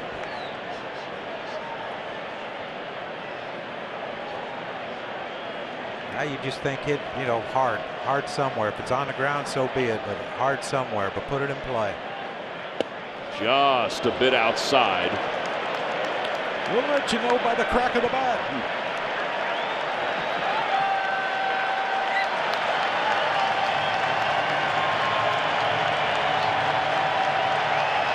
Gotta believe he's got to look away again. I mean, he's been pounding the outside part of the plate here. 25th pitch of the inning. And the 3-2 coming with 1 out. And a fly ball out to right field. Going back on it is Piscotty. It's going to stay in the yard. He makes the catch. Tagging from third is Hoskins. He'll score. It's a 6-1 game. Veerling comes through with a sacrifice fly. Nice job by Segura, too, to get over to third. Look, you would have to think that if any other team was playing, he might have 2 doubles. Yeah, they obviously have a scouting report on him that if he hits the ball in the air, it's going to hit it to the corner. And I mean, they had him perfectly played there twice. It's a nice job by their advanced people. And a good job by Veerling. Yeah, very good. Sometimes you think, oh man, if I hit it there again, and then you try to change your swing. He said, what the heck with it. I'll just make it 6-1. And now Schwarber takes inside. Let the big man come up after me with 2 on. Got a chance to get real extended right here.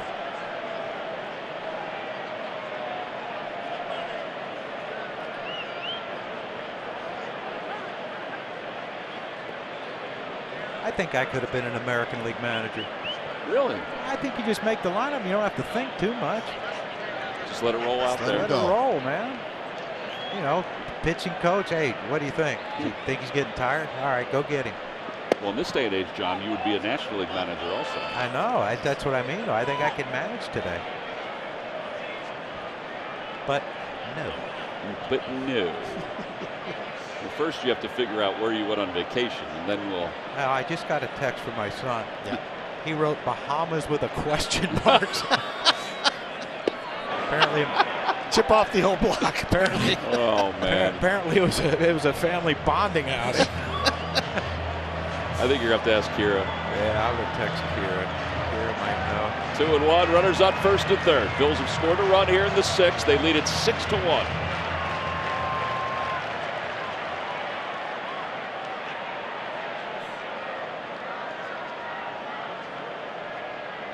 The pitch coming in is Schwarber. And a high fly ball out to left center field. Pache is there. A step from the track makes the catch.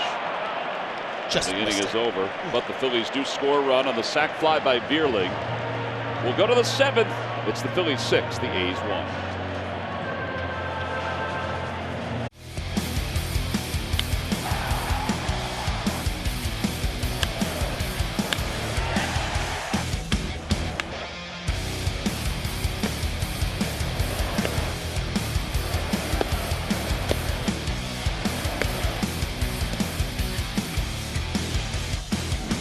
Time now for your Delaware Valley Honda Dealers game summary. Phillies are on top 6-1. Aaron Nola 6 innings, 1 hit, 1 earned run, 7 strikeouts. Kyle Schwarber led off the first with a home run. And Rhys Hoskins has a couple hits, 2 RBIs, a walk, and 2 runs scored.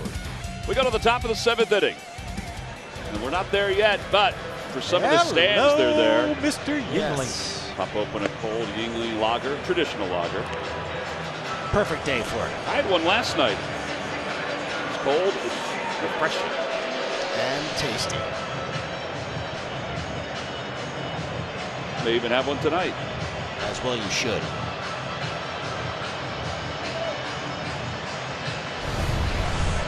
Good thing Gene Segura's here.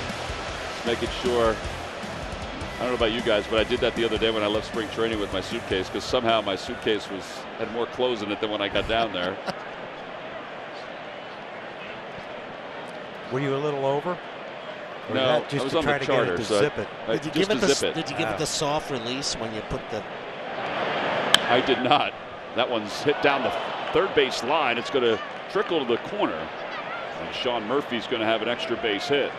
Just the second hit of the day for Aaron Nola that he's allowed. And here's Chad Pinder coming up. He gets a high fastball and turns on it. Sean Murphy slides it down the left field line. Valiant effort by Bryson Stott. He had no chance at it. Well, Philly's going to get bullpen action. Familia is going to start to warm up. I think we've come to the conclusion that it was the Bahamas. Okay. Did you get confirmation from? Well, kind of from my son. So what are you fishing at the Bahamas? We caught Pompano. Or no, oh gosh. Oh no. Oh boy. That was a mistake. It's in the dolphin family, but they're beautiful. They're like yellow and. Or no, that might have been Hawaii. I don't know. God, quit asking me questions. 0-1. And a line drive base hit into left field. Murphy froze for a moment, and he's going to be held at third. All right, so back-to-back hits. First time today. And first and third. Yeah, nobody out. This is the most number of up and downs he's had. You know, they're trying to stretch him out, and he's got a nice lead, but He's gotten a couple of pitches up in the zone now, and that could be indication he's starting to tire. Yeah, he's only at 68 pitches. I say only because we thought he might be somewhere near 80, but the up and downs is what they talk about more often now. It's the amount of times the amount of innings basically he throws. Plus, he had a very, very long inning. That last half inning, even though we only scored 1 run, Turbo. Probably about maybe a 20-minute inning. Turbo sinker getting ready to come in the game. Seth Brown bounces a curveball foul. You notice they're attacking early. They're not going to wait to get struck out. So sometimes it takes you 7 innings to realize he's throwing strikes, and maybe we should start swinging. Plus, is it a little easier to see now? Yeah, because he's in the shadow. Yeah, the hitter's in the shadow and Aaron's in the shadow. There's a little bit of sporadic sun peeking in there, but I don't think it's enough to hurt you seeing why. Fastball upstairs, 1-1. Yeah, he's not driving the ball down as he was earlier in the game, and again that long layoff in that last inning after having thrown 6 innings already, I think that may be infecting him a little bit, and it's the reason why we got somebody working in the bullpen right now. How about his splits though? 53 strikes, 17 balls today.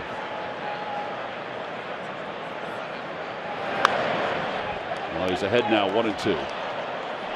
And again, Ruben, another pitch up. Yeah. And like if you're the catcher, are you concerned with like he can't get his fastball down?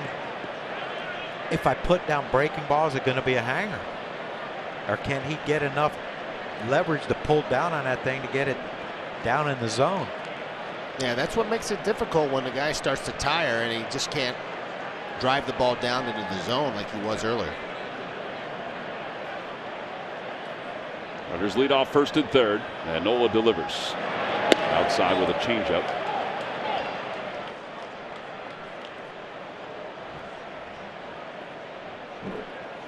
Seth Brown has grounded out to second. He's also struck out. Andrus is on deck. And this may very well be his last hitter if he does not get a ground ball for a double play.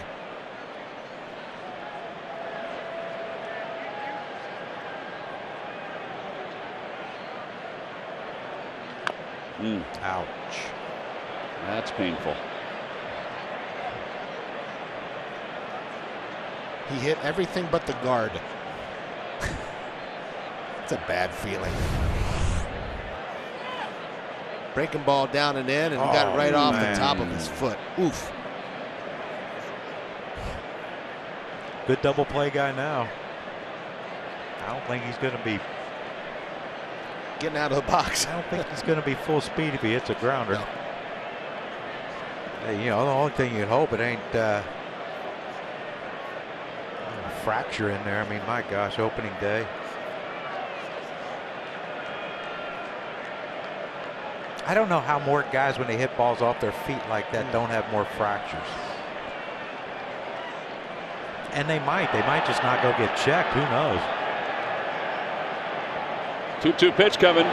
Curveball hit foul behind home plate.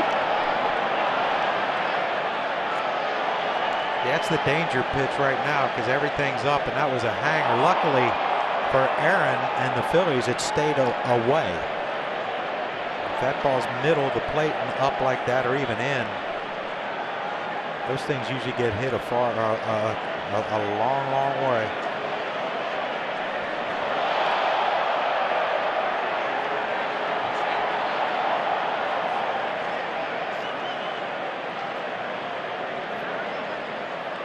Aaron set to go, and again the 2-2.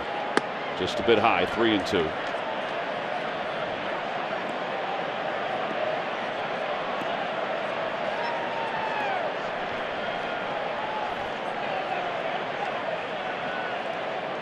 Yeah, real big pitch right here. Needs to try to fight to get the ball down in the zone to try to get that ground ball. He shook off to the curveball. And a high fly ball to deep right field. It's going to be a 3-run home run, and all of a sudden this is a 6-4 game.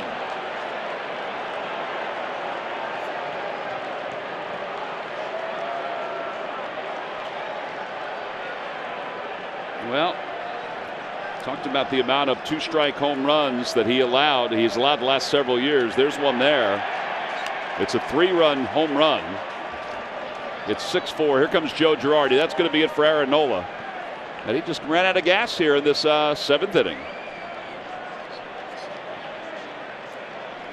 So he'll leave after 6+ innings, 4 hits, 4 runs. He didn't walk anybody. And struck out 7. He hit 1. We'll get a nice round of applause as he leaves the fields. Pitching change. Phillies up 2, 6-4. TV at T-Mobile. T-Mobile.com/MLB is where you can check it out. Well, Mark Kotsay in his first game as the manager of the Oakland Athletics. His team has climbed all the way back. Now it's a 6-4 ball game, and the Phillies will send Jeurys Familia out to the mound here in the 7th inning with nobody out. 3 runs are scored.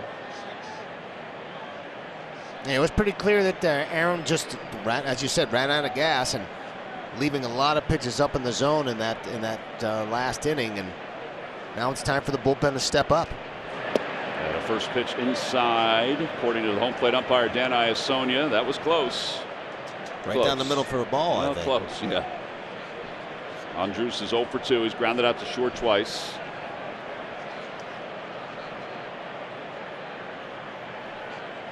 Inside, 2-0.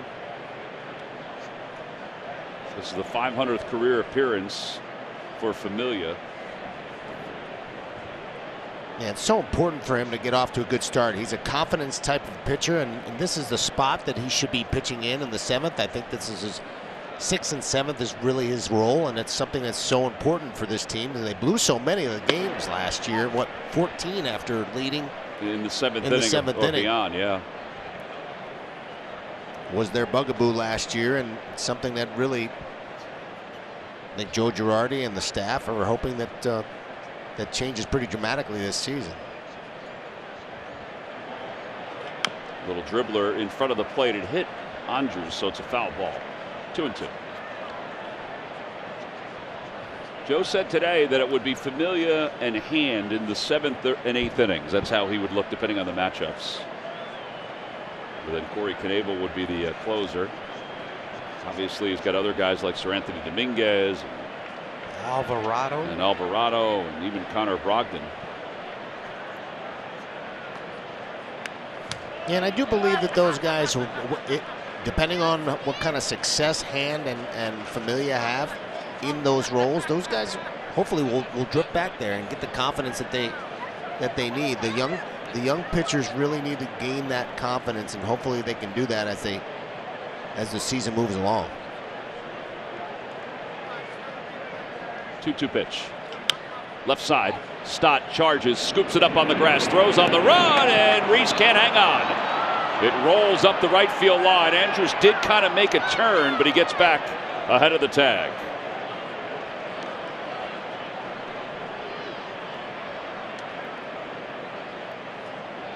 He may have broken his belt. Yeah, not an easy play right here for Stott. He comes and gets it very well. Has a nice exchange, and he just throws it a little bit down and in, and that's a very, very dangerous play for the first baseman, especially the right-hander.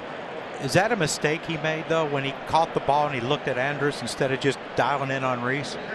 His eyes peeked at Andrus to see where he was. Yeah, I mean, your first reaction has to be right to the glove, right to the first baseman's glove. Yeah. And he's not a veteran at third base, hasn't played a whole ton of third base, and it was not a bad play. It was just the throw was just sailed a little bit into the runner, which made it very difficult for Reese, and he's had issues with that play. He's been injured on that play in the past. Well, that'll bring Kevin Smith up. Still nobody out. Runner at first. What was the scoring on that? It has not been scored as of yet. Had a first pitch sinker in there. It is an error. On whom? E3. Wow. That's a tough one.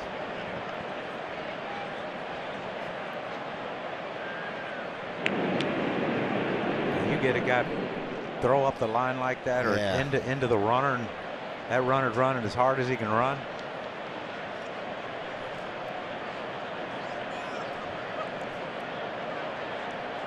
Swing and a miss. Heavy sinker. And it's 0-2.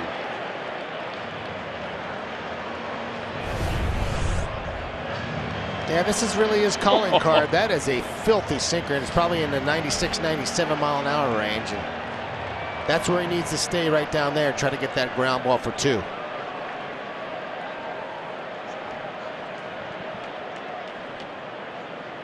Brad Hand starts to warm up in the bullpen for the Phils.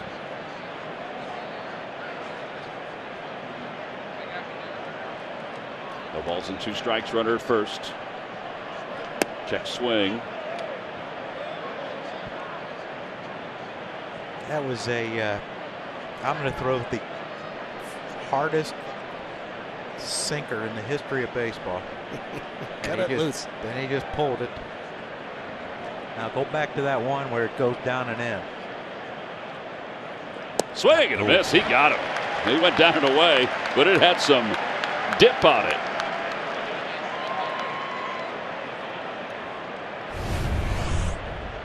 This is an exploding sinker right here. How do you throw it that hard and have it move that much? These are the additions the Phillies have picked up out of their bullpen. 1-year deals. Knebel will close. Hand will set up. Familia as well. 125 career saves for Familia. Yeah, just a whole ton of veteran presence there. And most of those guys are sort of, except for Knebel, are kind of on the back end of their careers, but they still can be effective. They've got good stuff. You know, and you would think that having those guys down there would help Alvarado, would help Connor Brogdon. You know, because, you know, look, at one point they were all closers. And so they pitched in the highest leverage situations that baseball offers. So you would think that they could work with some of these young guys, Connor Brogdon, Alvarado, and others, and just, you know, hey, here's what to expect. Here's how you go about it. Yeah, and actually I did talk to Alvarado about that, and he said that he and Juris have been speaking a lot. They've really connected really well. Well, they're similar. You know, heavy, hard, upper 90s to 100 sinkers. Power sinker, yeah. Here is Stephen Vogt, the pinch hitter, with the count. 1 ball, 1 strike. Crowd of more than 44,000 on hand today. And be careful with Andrus. He may run here. I know that they're down and they're trying to be careful, but he may run here. 1 ball, 1 strike. Ground ball toward the right side. Could be 2. Segura to second for 1. Stott over to first. Not in time. Vogt beat it out.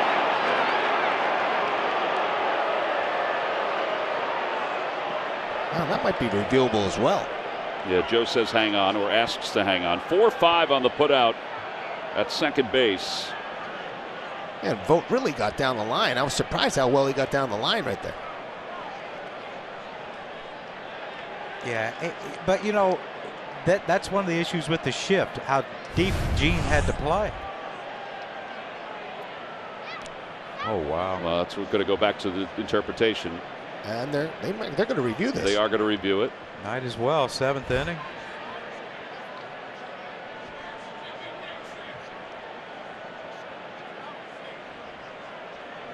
Dan Iasone is going to explain it to Mark Kotze. Call on the field is safe.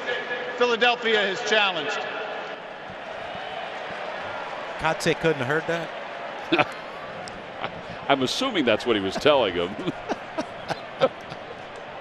How about today? They're wasting more time of our lives. How about today? So there's a DJ that the Phillies now have at the ballpark that, you know, plays before the game. The players, nice, you know, during BP, the players really liked it. Get their groove on. So the music was pretty loud in a good way, and Joe had to go over to the DJ and say, "Hey, do you mind saying that Group 2 is going to hit next?"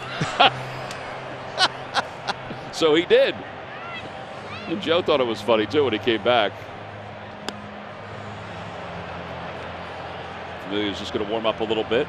Again, no headsets off the from down under. A little wireless interaction between the umpires and the rock, as they call it. Boy, that's really close. Like, where is it in the glove, I guess, is what they'll decide. I got a feeling that it might be an inconclusive one. But look at the stretch by Reese. Not to nitpick, but he didn't quite went after more review. Sideways. The call on the field stands. The runner is safe. Philadelphia loses their challenge. Stands. So that was the inconclusive part.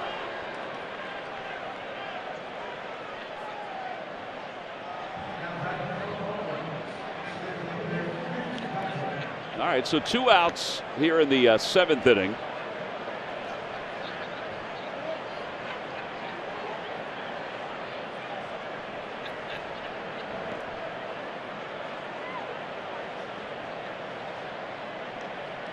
And Pache swinging a miss at a sinker.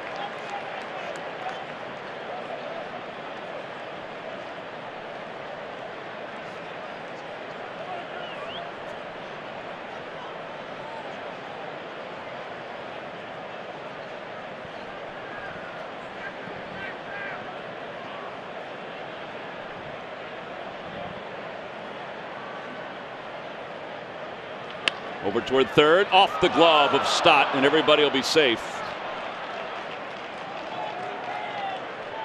So the inning will continue, and back to the top of the order. That's a base hit. Tony Kemp is due up. We'll see if they decide to go to Joe. If Joe decides to go to the bullpen. The sinker Pache takes a nice swing at it. Just glances off Bryson Stott's glove, and I bet you in another week he makes that play. Yeah, and that's the thing with tough play hitting, you know, in the top of the order coming up, you got to play in for a bunt. Well, that'll be it for Familia. So Joe will go to the left-hander with Kemp due up. We'll see if Marcotte changes some things. We've got another pitching change. Phillies up by 2, 6-4 here in the 7th. The New York Mets come to Citizens Bank Park to take on the Phils. It begins Monday at 6:45. Tuesday's also a 6:45 first pitch, and then Wednesday is at 1:05. Purchase your tickets today by going to Phillies.com. 44,000 and change here today. Aaron Nola went 6+. He allowed 4 hits and 4 runs. And he's hoping that Brad Hand can get the last out here in this inning.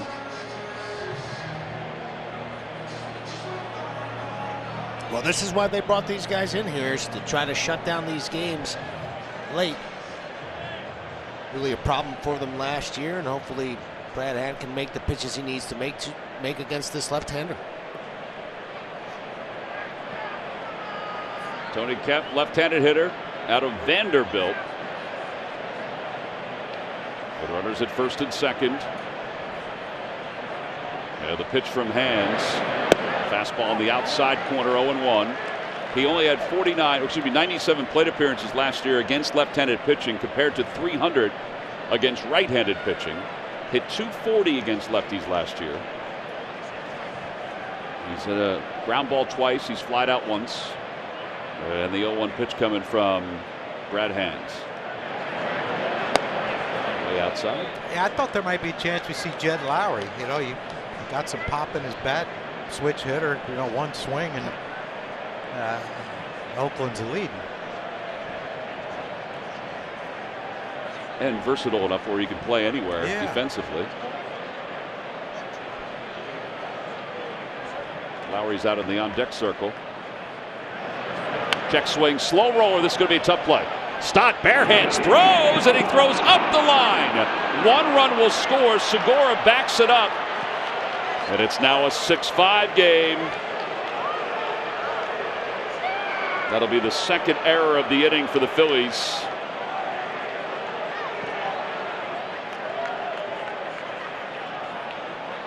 Yeah, another very, very tough play for Stott, and he comes to get it very aggressively. Nice job by him getting it, and in fact, if he throws a strike here, I think he gets him. Nice bare hand right here, and just throws it into the runner once again, and really Rhys Hoskins has no chance of being able to make this play. And now second and third. The tying run is over third. It'll be a single E5. The error allows the run to score and the runners to advance an extra base. Lowry takes strike one, 0-1. 4 runs have scored in the inning for the A's. The Phillies still lead it by 1. But all of a sudden, this has gotten a little uncomfortable.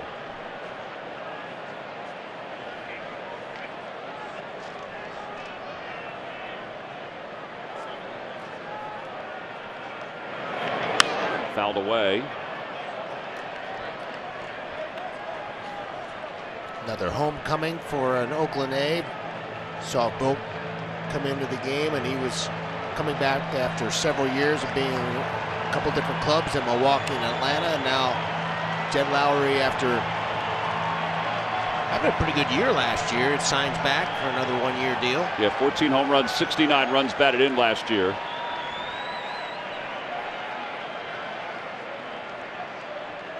It's his 3rd go-around with the Oakland Athletics. Hands ready, and the 0-2 pitch. High, 1-2.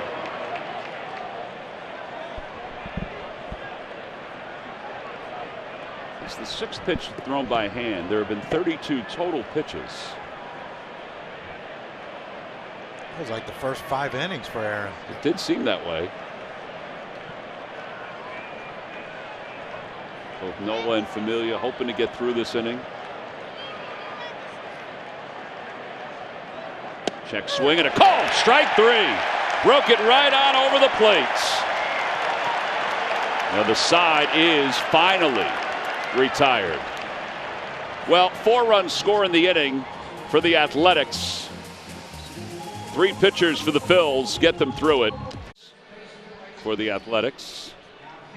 And moving from first base over to right field is Seth Brown. And Domingo Acevedo is the new pitcher for the A's. As we go to the bottom of the 7th inning, the Phillies and the A's are now locked in a tight one. It's a 6-5 game. Yeah, Acevedo, their right-handed setup guy, was 6-0 with a 3.37 ERA in 10 games. Got a pretty strong 3-pitch mix of 4-seam fastball, slider, and changeup. Really relies on his power. He's got a really, really good arm. We'll face JT to start things off. JT's 1 for 3. Phillies with 6 runs on 7 hits, 2 errors. The A's 5 runs, 6 hits, 1 error. Over to third, a foul ball.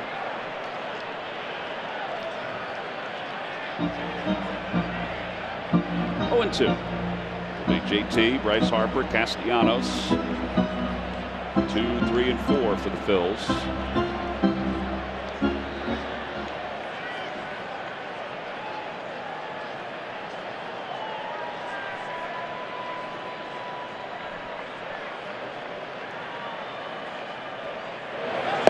And a strike 3 called. An 0-2 changeup. And 1 out here in the 7th. Yeah, this is one of his best pitches. He's got a changeup and very good action on it. Kind of froze JT.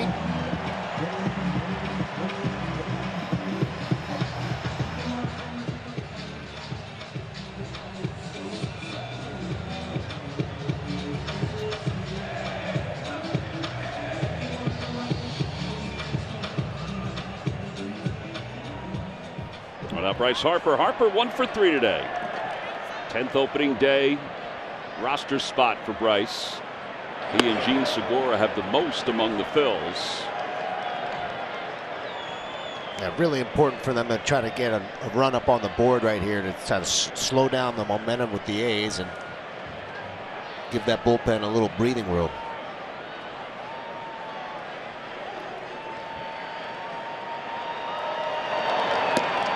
Right through the 5-hole. 2-0. That's a good take. Bryce has been, we saw him, well, the last spring training game you and I did, T-Mac, he chased off speed early. This at bat, or this game here, he had a couple off-speed pitches early that he chased. He took that one there to get the 2-0. No question he's not going to throw a fastball more than likely. Nope. Another changeup, 3-0. Yeah, that changeup is bread and butter. And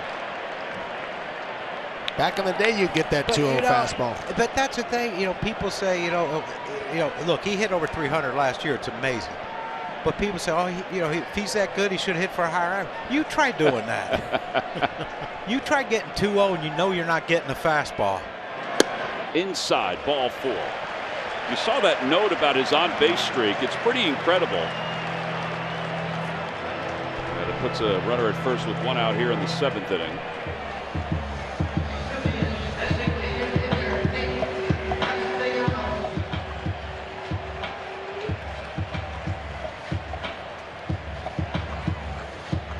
Reached base safely in 37 straight at Citizens Bank Park. Second longest streak here at the ballpark to Jimmy Rollins, who had 44 game on base streak. And now Castellanos, who is 0 for 3. 3 strikeouts today for Nick. Now would be a good time as any for him to get his first Philly base hit. Sure, he was thinking about the same thing.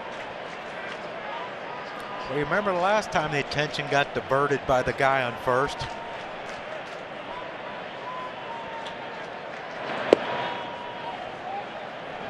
Didn't someone hit a homer?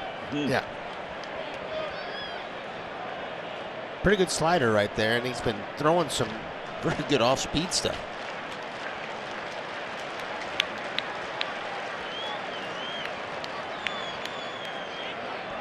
With a runner at first. It almost looks like a balk. It looks like he's turning before he steps off the rubber. It does. I'm surprised no one's saying anything from the dugout. Well, they'll probably get this one. Well, he does it all the time. It's a balk every time. Yeah.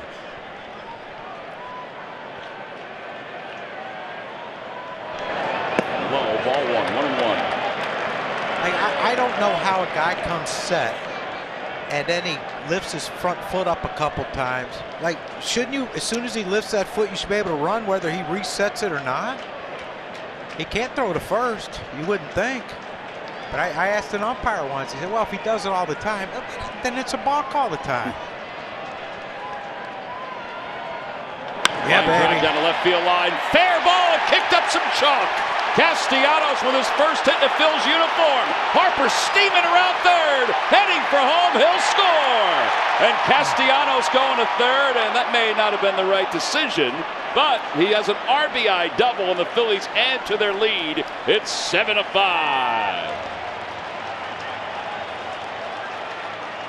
Yeah, baby. Yeah, Tom, it couldn't have come at a better time for him. He gets a piece of cheese. It's a fastball in off on his hands, and he somehow keeps this ball fair.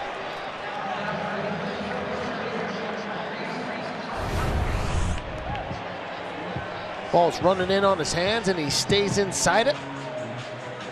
Oh, that's a nice swing right there, John. It is, and that's how he can keep those balls fair. Yeah.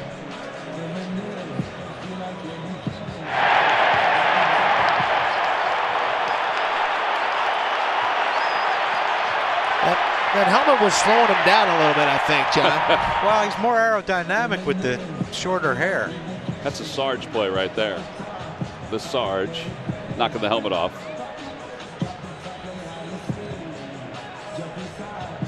All right, so Joe was talking to Dan Iasonia about something. I don't know what it was. I'm thinking maybe that Castellanos thought he maybe got his hand in there at third base before the tag. Okay, and the Phillies already challenged and lost their challenge.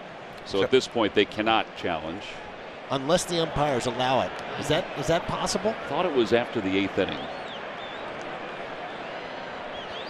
Here's Rhys Hoskins. Got a pitch upstairs, 1-0. These are too many rules. Yeah. The A's, by the way, did look to see if that ball was fair or not, and it was. Right on the chalk. Right on it. 1-0 pitch to Hoskins. Swing and a miss, 1-1.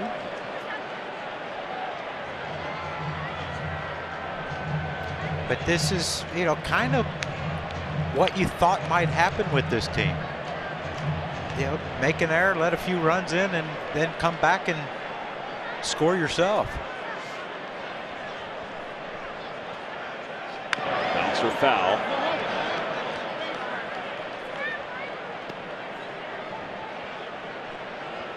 Now, you saw a couple of pretty big swings right there from Reese, and here's the reason why I believe.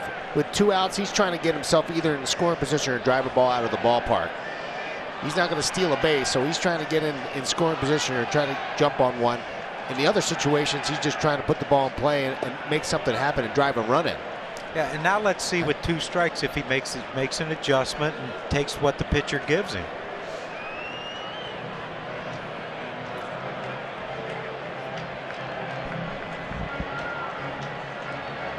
And the way the ball flies out of here, if you're on first, you're in scoring position, really.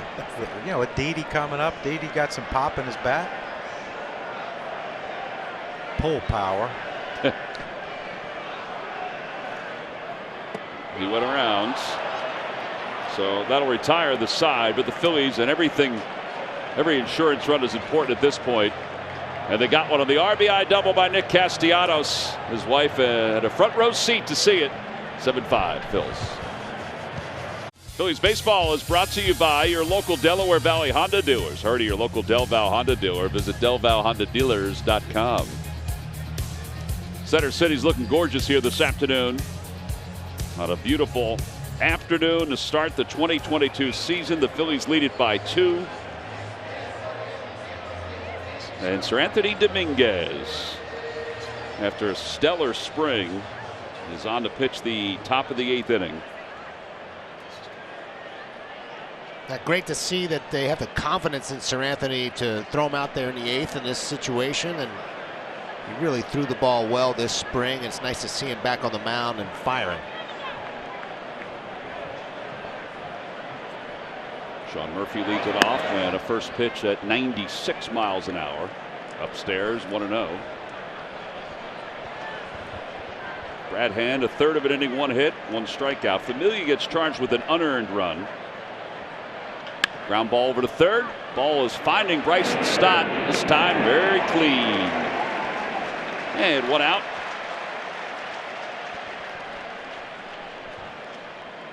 Yeah, Bryson's had a couple of tough plays that he's had to deal with, and probably hasn't seen a lot of those plays that he's had to make in the very first game of the season. And a couple of challengers, but he's handled the routine ones pretty well. Yeah, what did Bobby Dickerson say the other day? It's angles. That's the biggest thing that he's had to adjust to from shortstop to third. Angles.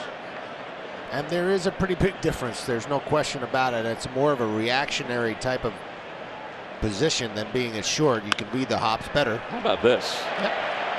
Like a magnet. 2 outs. They're working on him. And that was hit so hard he didn't have time to think. But the more he gets, the better it'll be. Yes. As far as his understanding of everything? Yes, because he's a good athlete. And he's a confident athlete. He believes in himself and believes in that he belongs. And I think he'll just continue to make those adjustments as he goes. Here's Seth Brown. He'll take low, 1-0.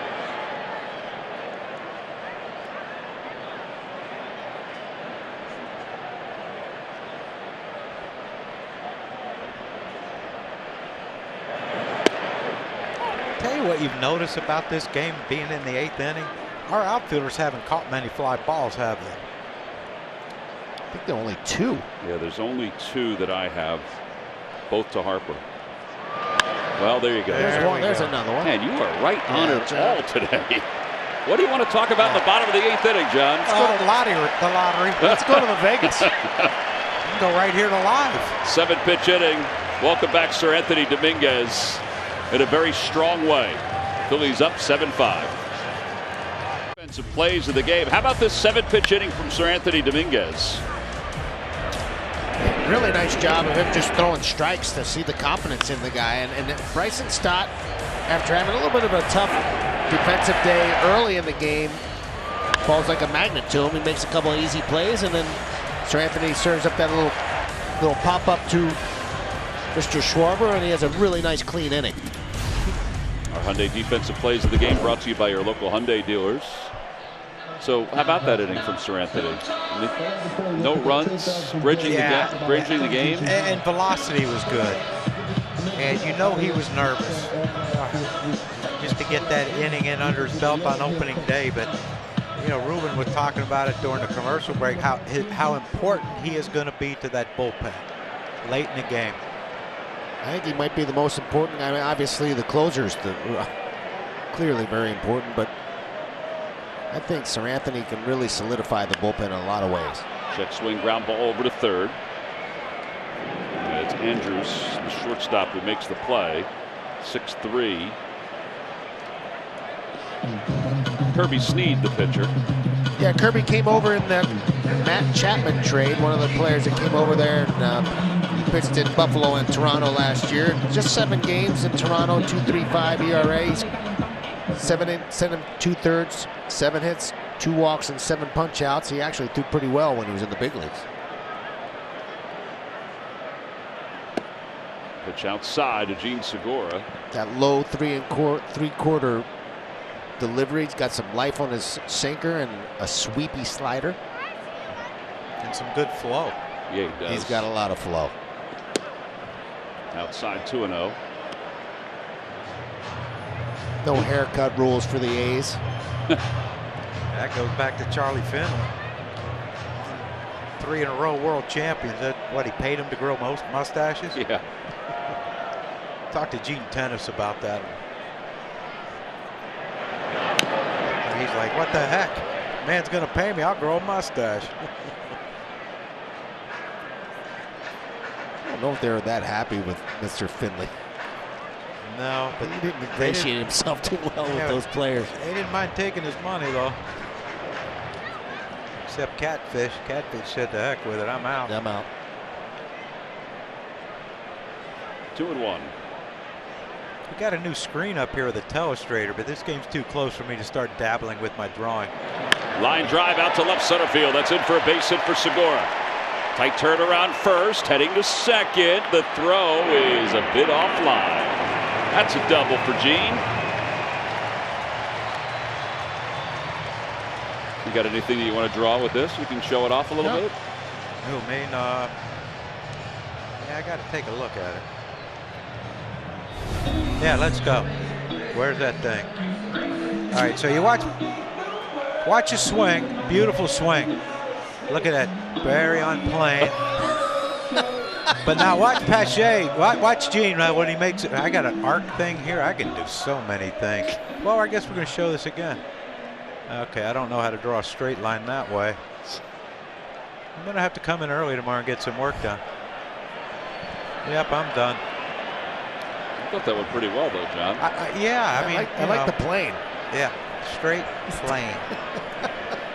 Flat, no launch angle, just line drive. Nice and flat.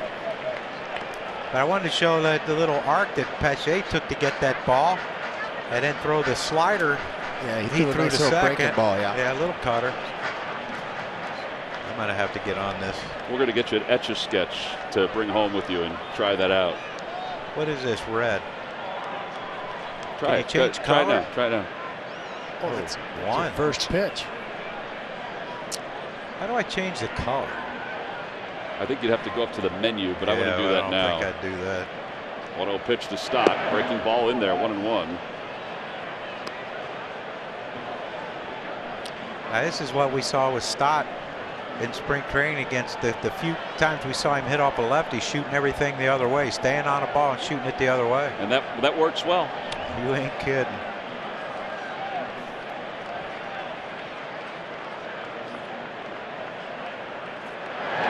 There you go. A little looper to left field. How do you do it, John? Segura will score. How do you do it? It's the first RBI in Bryson Stott's career, and it comes on a double.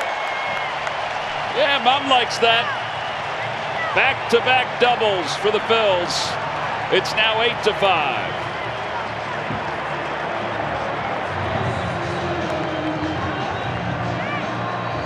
And Nostradamus made another good call right here. He gets a fastball inside. He doesn't try to do too much. Stays right through it. Finishes his swing and Just serves it out to left for a nice little smooth double. I tell you, there's something to be said when you use your hands when you hit. You can make a great adjustment with your hands within the pitch, and that's what Bryson Stott did right there. The outside corner to Bierling, who has an RBI today. He's 0 for 2. Corner. Well, according to Dan Iasonia's corner. That was more around the block.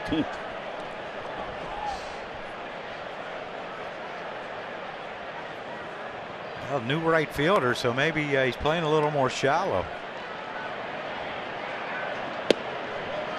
I think that might have been a better pitch. I'm glad he called it a ball, but that's pretty good. Yeah, Sean Murphy wants, he's having a little chat with him, I think. Well, he has a right to. Yeah. If he called the first one a strike and didn't call that one a strike, you know. I don't blame him for being upset, but he could be more upset with his knock.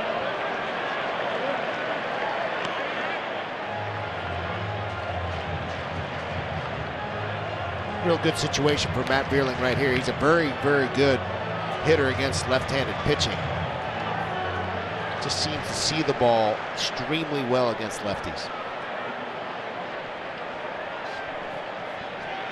2 balls, 1 strike. 2-2. I think he's a little upset he didn't take a pass at that one. Yeah.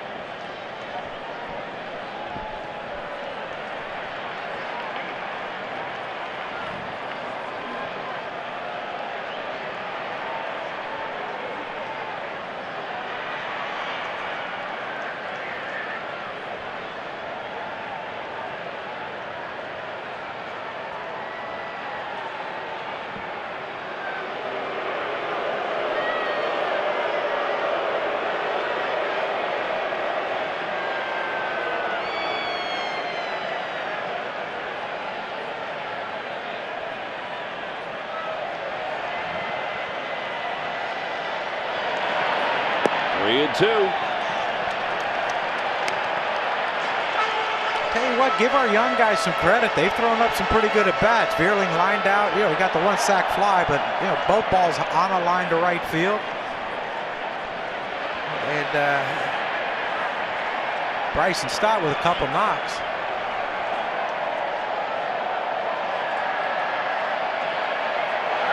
Opposite way. Foul. That's a beautiful thing, isn't it? Having that length like that. You can get a pitch off the plate outside with 2 strikes and just shoot it that way foul and live to see another pitch. Yeah, that's really annoying for the pitcher. Yeah. They don't like that. If the guy thinks he makes it a perfect pitch and it just gets spoiled, he flicks it out there and keeps that at bat alive. Yeah, the 3-2 pitch. Back toward the middle and diving stop by Kemp. What a play. Just in time to get Bierling. Over to third, Stott. All right, so here we are in the 8th inning. So now you can ask.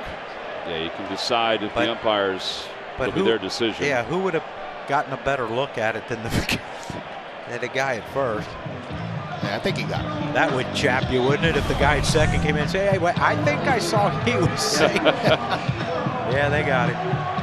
Tell you what, though, another good at bat by Bierling. Yeah. What else could you ask for? Just an outstanding play by Kemp, who is playing the outfield. He's played second base, and now he's getting an opportunity to play every day at second base for the Oakland A's. And earlier made a kind of a poor throw in a double play ball, but makes a heck of a play right there. All right. Saves a run. Breaking ball, wild pitch. He's going to try to overthrow it. Maybe not. If that happens, we're definitely going alive afterwards. Oh, man. Woohoo.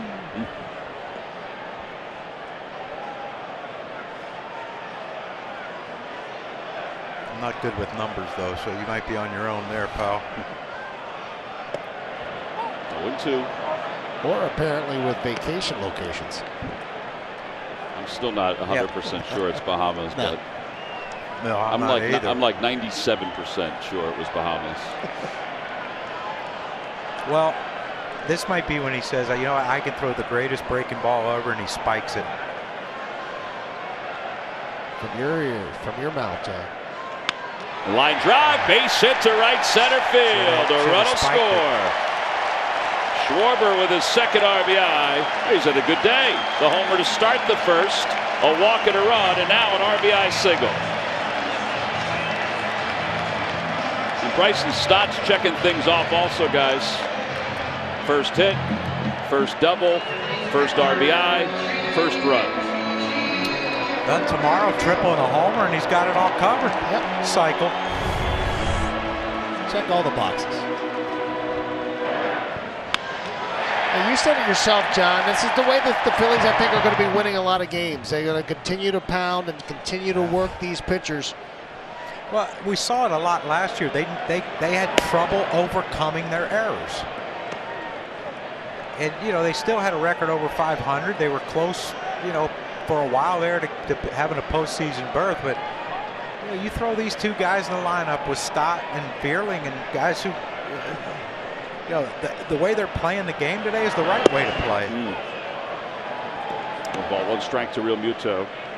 Yeah, that was one thing they just could not do. They would get out to early leads, and then they would not finish teams off with additional runs late in the game. And with this lineup, I think you're going to see that a lot.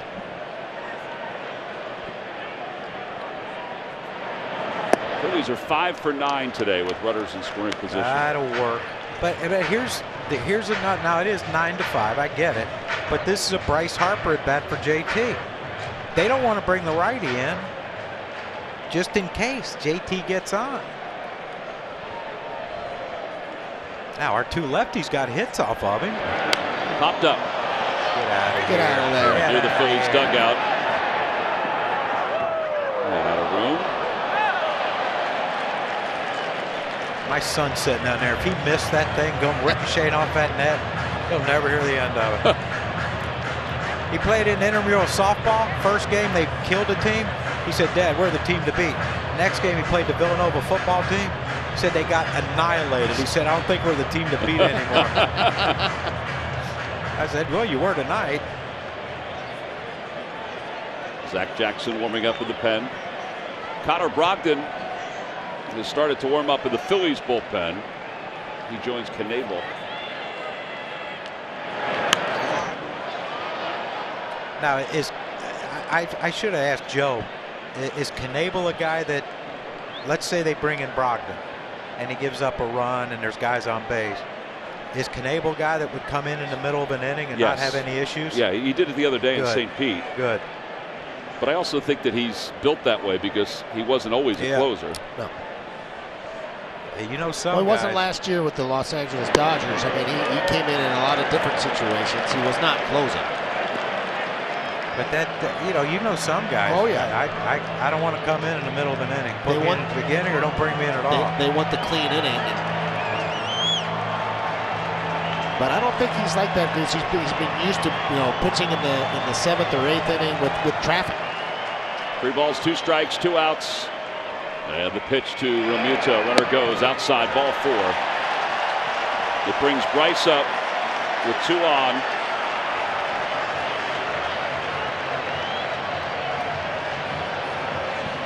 Scott Emerson back out to the mound.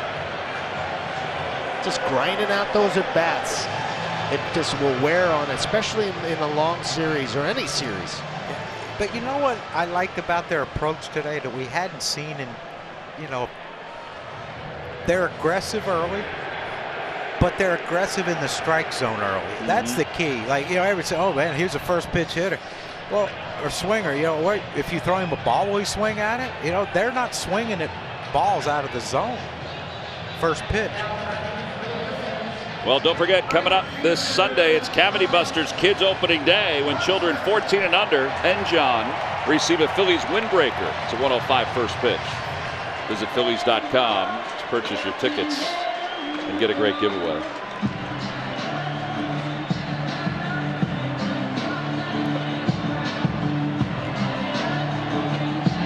There's no rule against getting a few more runs here. In the low it open. Is there? Low it open.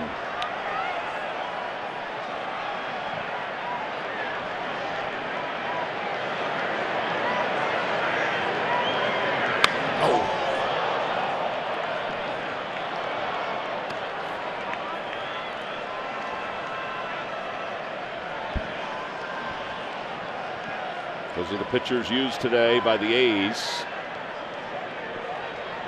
Really, the good thing about that is they've got 2 more games, and they're going to see these guys again. For them to have been able to see them already once, that's a big advantage to the hitter.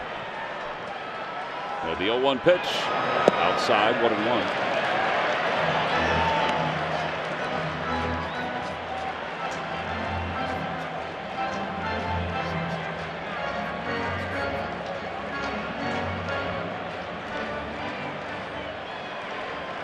Harper's hero. Oh, man. That's funny.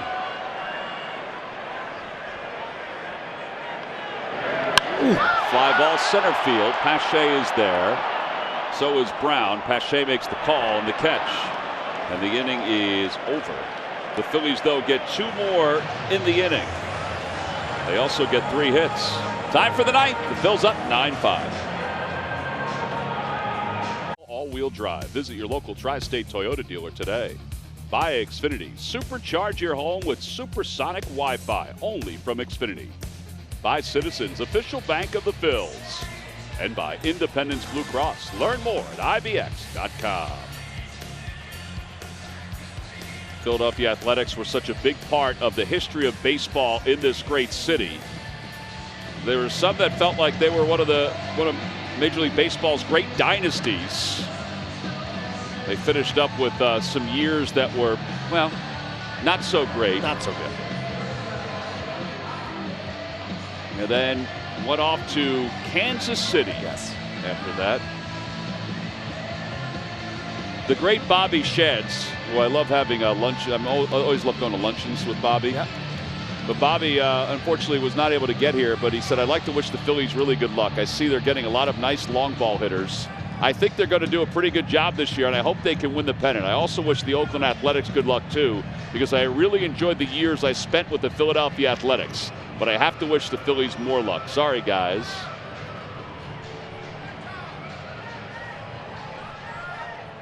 There's Bobby throwing out the first pitch here one time several years ago. Boy, he's got some stories. Oh, does he have some stories? I bet. All right, so here's Corey Knebel. He was all heated up and ready to go. It's a non-save situation. First appearance in a Phil's uniform. And he delivers high, 1-0.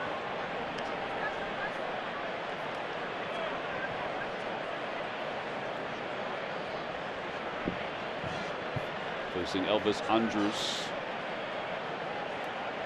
Swing and a miss, 1-1. Every time a Phillies pitcher records a pitch of 95 or more, Comcast will make a contribution to Phillies charities. Phillies baseball is brought to you by Xfinity. Supercharge your home with supersonic Wi-Fi only from Xfinity.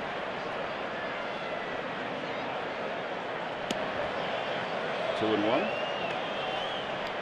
Knebel on the extreme third base side of the rubber and making that angle a little bit more difficult for the right-handed hitters.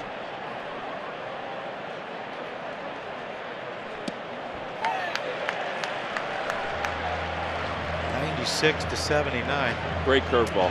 Yeah, that's not a whole lot of fun. Fun for us because we get to watch it. Swing and a miss. One down here in the 9th.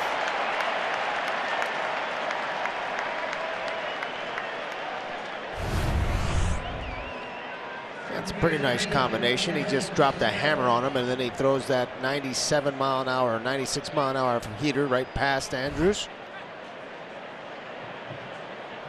That's some pitching right there. Add and subtract, right? Makes life difficult for that man holding that wooden bat. Fly ball right field. Harper going back toward the scoreboard. Says he has room and does. 2 outs.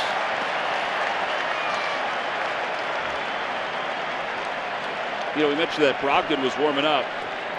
Knebel was warming up, sat down, came back up. There's no sense in wasting him at that point.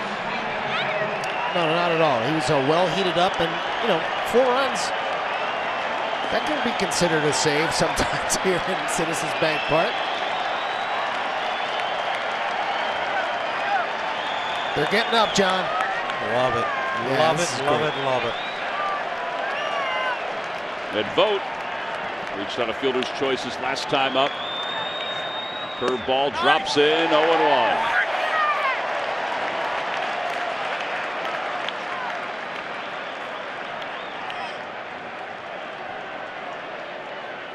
Three infielders on the right side. 0-2.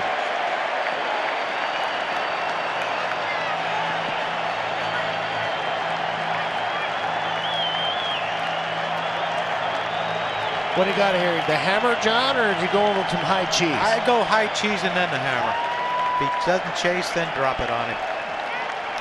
But he might want to keep his pitch count down. 44,232. There's the high cheese. There's some cheese. And here comes the hammer. And here comes Mr. Yellowhammer.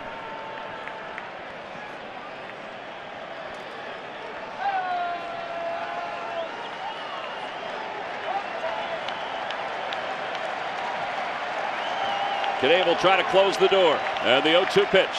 Swing and a miss. He got him. Heck with it. A high fastball cut on and missed by Vogt. It's a 1-2-3 ninth inning. And what a way to start 2022 for the Phils. They win it today by a final score of 9-5.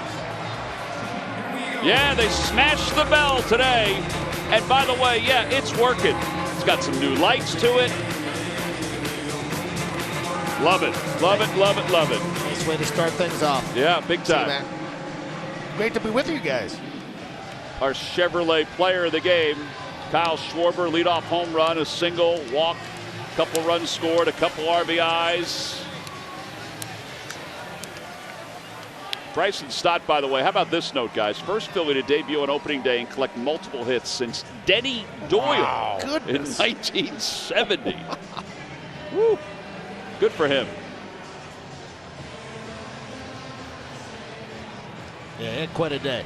He had a little bit of everything today. Yep. Well, Kyle Schwarber got it rolling in the bottom of the first inning. What an electric way to start a ball game and to start his Phillies career off the Light Brand sign. Yeah, it can jumpstart a game, but it can also jumpstart a season. Yeah. Knowing that this is what this lineup is capable of. And a little insurance here. Pulls one into right center field. Real big base hit right there. Keeping his hands inside of 2 out. Thunder, that's nice work there. 9-5 the final score. Kyle Schwarber's nice enough to join us down on the field. Kyle, congratulations. That whole reaction, the home run and then the curtain call, pretty awesome stuff. Yeah, you can't write it any better for your first at bat, right? And to start off the season, you know, I was able to go back home on the workout day to go see my family and my kid. And, awesome. You know, it just gave you that little rejuvenation to go back home or come back here and get this thing started off strong, and we did. Tell us about the electricity out there today, Kyle. Oh, yeah. I mean, talk about a great turnout, and you know, we faced a little bit of adversity, and we were able to overcome it and keep adding on more. And you know, we finished strong, and that's what you wanted. And the atmosphere was unbelievable. Great job by Phillies fans tonight. Kyle, I noticed when they announced your name and you came out, and then they were announcing JT and Bryce and the rest of the guys, you were looking around and kind of eyeing the whole stadium, taking it all in. Pretty impressive place. Yeah, I mean, it really is. I said it today. It's a little bit different when you come out of the first base side than you do the third base side. And, you know, you just have a whole new appreciation for this place and this fan base. And, you know, I'm so excited to be here, and, you know, to be able to spend the next 4 years here. But, you know, we just got to take it a day at a time and keep grinding. You know, you mentioned the add-ons too as the game went on, little adversity, but that's so important if you're going to be a successful team. Yeah, exactly. I mean, you know what? Like, there's going to be, you know, physical errors in a game. You know, it is what it is. It's just going to happen, and when that does happen, we have to be able to respond, and we did. Hey, tell us about your approach today. It looked like you guys were like hunting that fastball early in the count. Was that something that you guys, that was the plan for today, or is that something you're going to try to work on consistently this year? Yeah, you know, I think it was just more being able to get him up in the zone. You know, obviously with that really good split he has, you want to try to get him up in the zone, and you know, up in the zone is going to be that fastball. So you know, we just didn't really want to chase down with him today. Hey, after the home run, the one pointing at pointing to the dugout, is that like you guys thinking like, okay, we're going to keep track of how many homers we hit this year? To be honest with you, I don't even know why I did that. I mean, my heart rate was going like 150 miles an hour and just excited. But, like I said, you couldn't ride any better. And, it was great. Well, we're glad you got a chance to get home. That's awesome that you saw the baby and you got a chance to see your wife as well. And everybody's doing okay? Yeah, everyone's doing great. It was a great time to, get back there, see him for about 12 hours and get the Philly, get the workout, and, gave me that little rejuvenation that I needed to start the season. Awesome. Well, we love it. It was awesome today. Go enjoy it, buddy. All right, thank you guys. Appreciate it. Have a good Kyle. day. Thanks, Kyle. Kyle Schwarber, our guest. There's that curtain call. I love curtain calls. Oh, those are great. First inning curtain call. That was pretty impressive. Phillies win it 9-5. Our next broadcast will be Game 2 of this weekend series against the A's. Kyle Gibson takes them out against Cole Irvin. 4 o'clock on NBC Sports Philadelphia, streaming on the My Teams app. The senior producer of Phillies baseball, Jeff Halleckman. Associate producer, John DeSangro. Our director has been Nick Marquetta. For John Kruk, Ruben Amaro, and our entire crew, and I guess Joe Kennedy since he was in the shot today, I'm Tom McCarthy. Thanks for watching, everyone. Phils win it 9-5. Phillies postgame live is beginning right now over on NBC Sports Philadelphia. Stay here on NBC 10.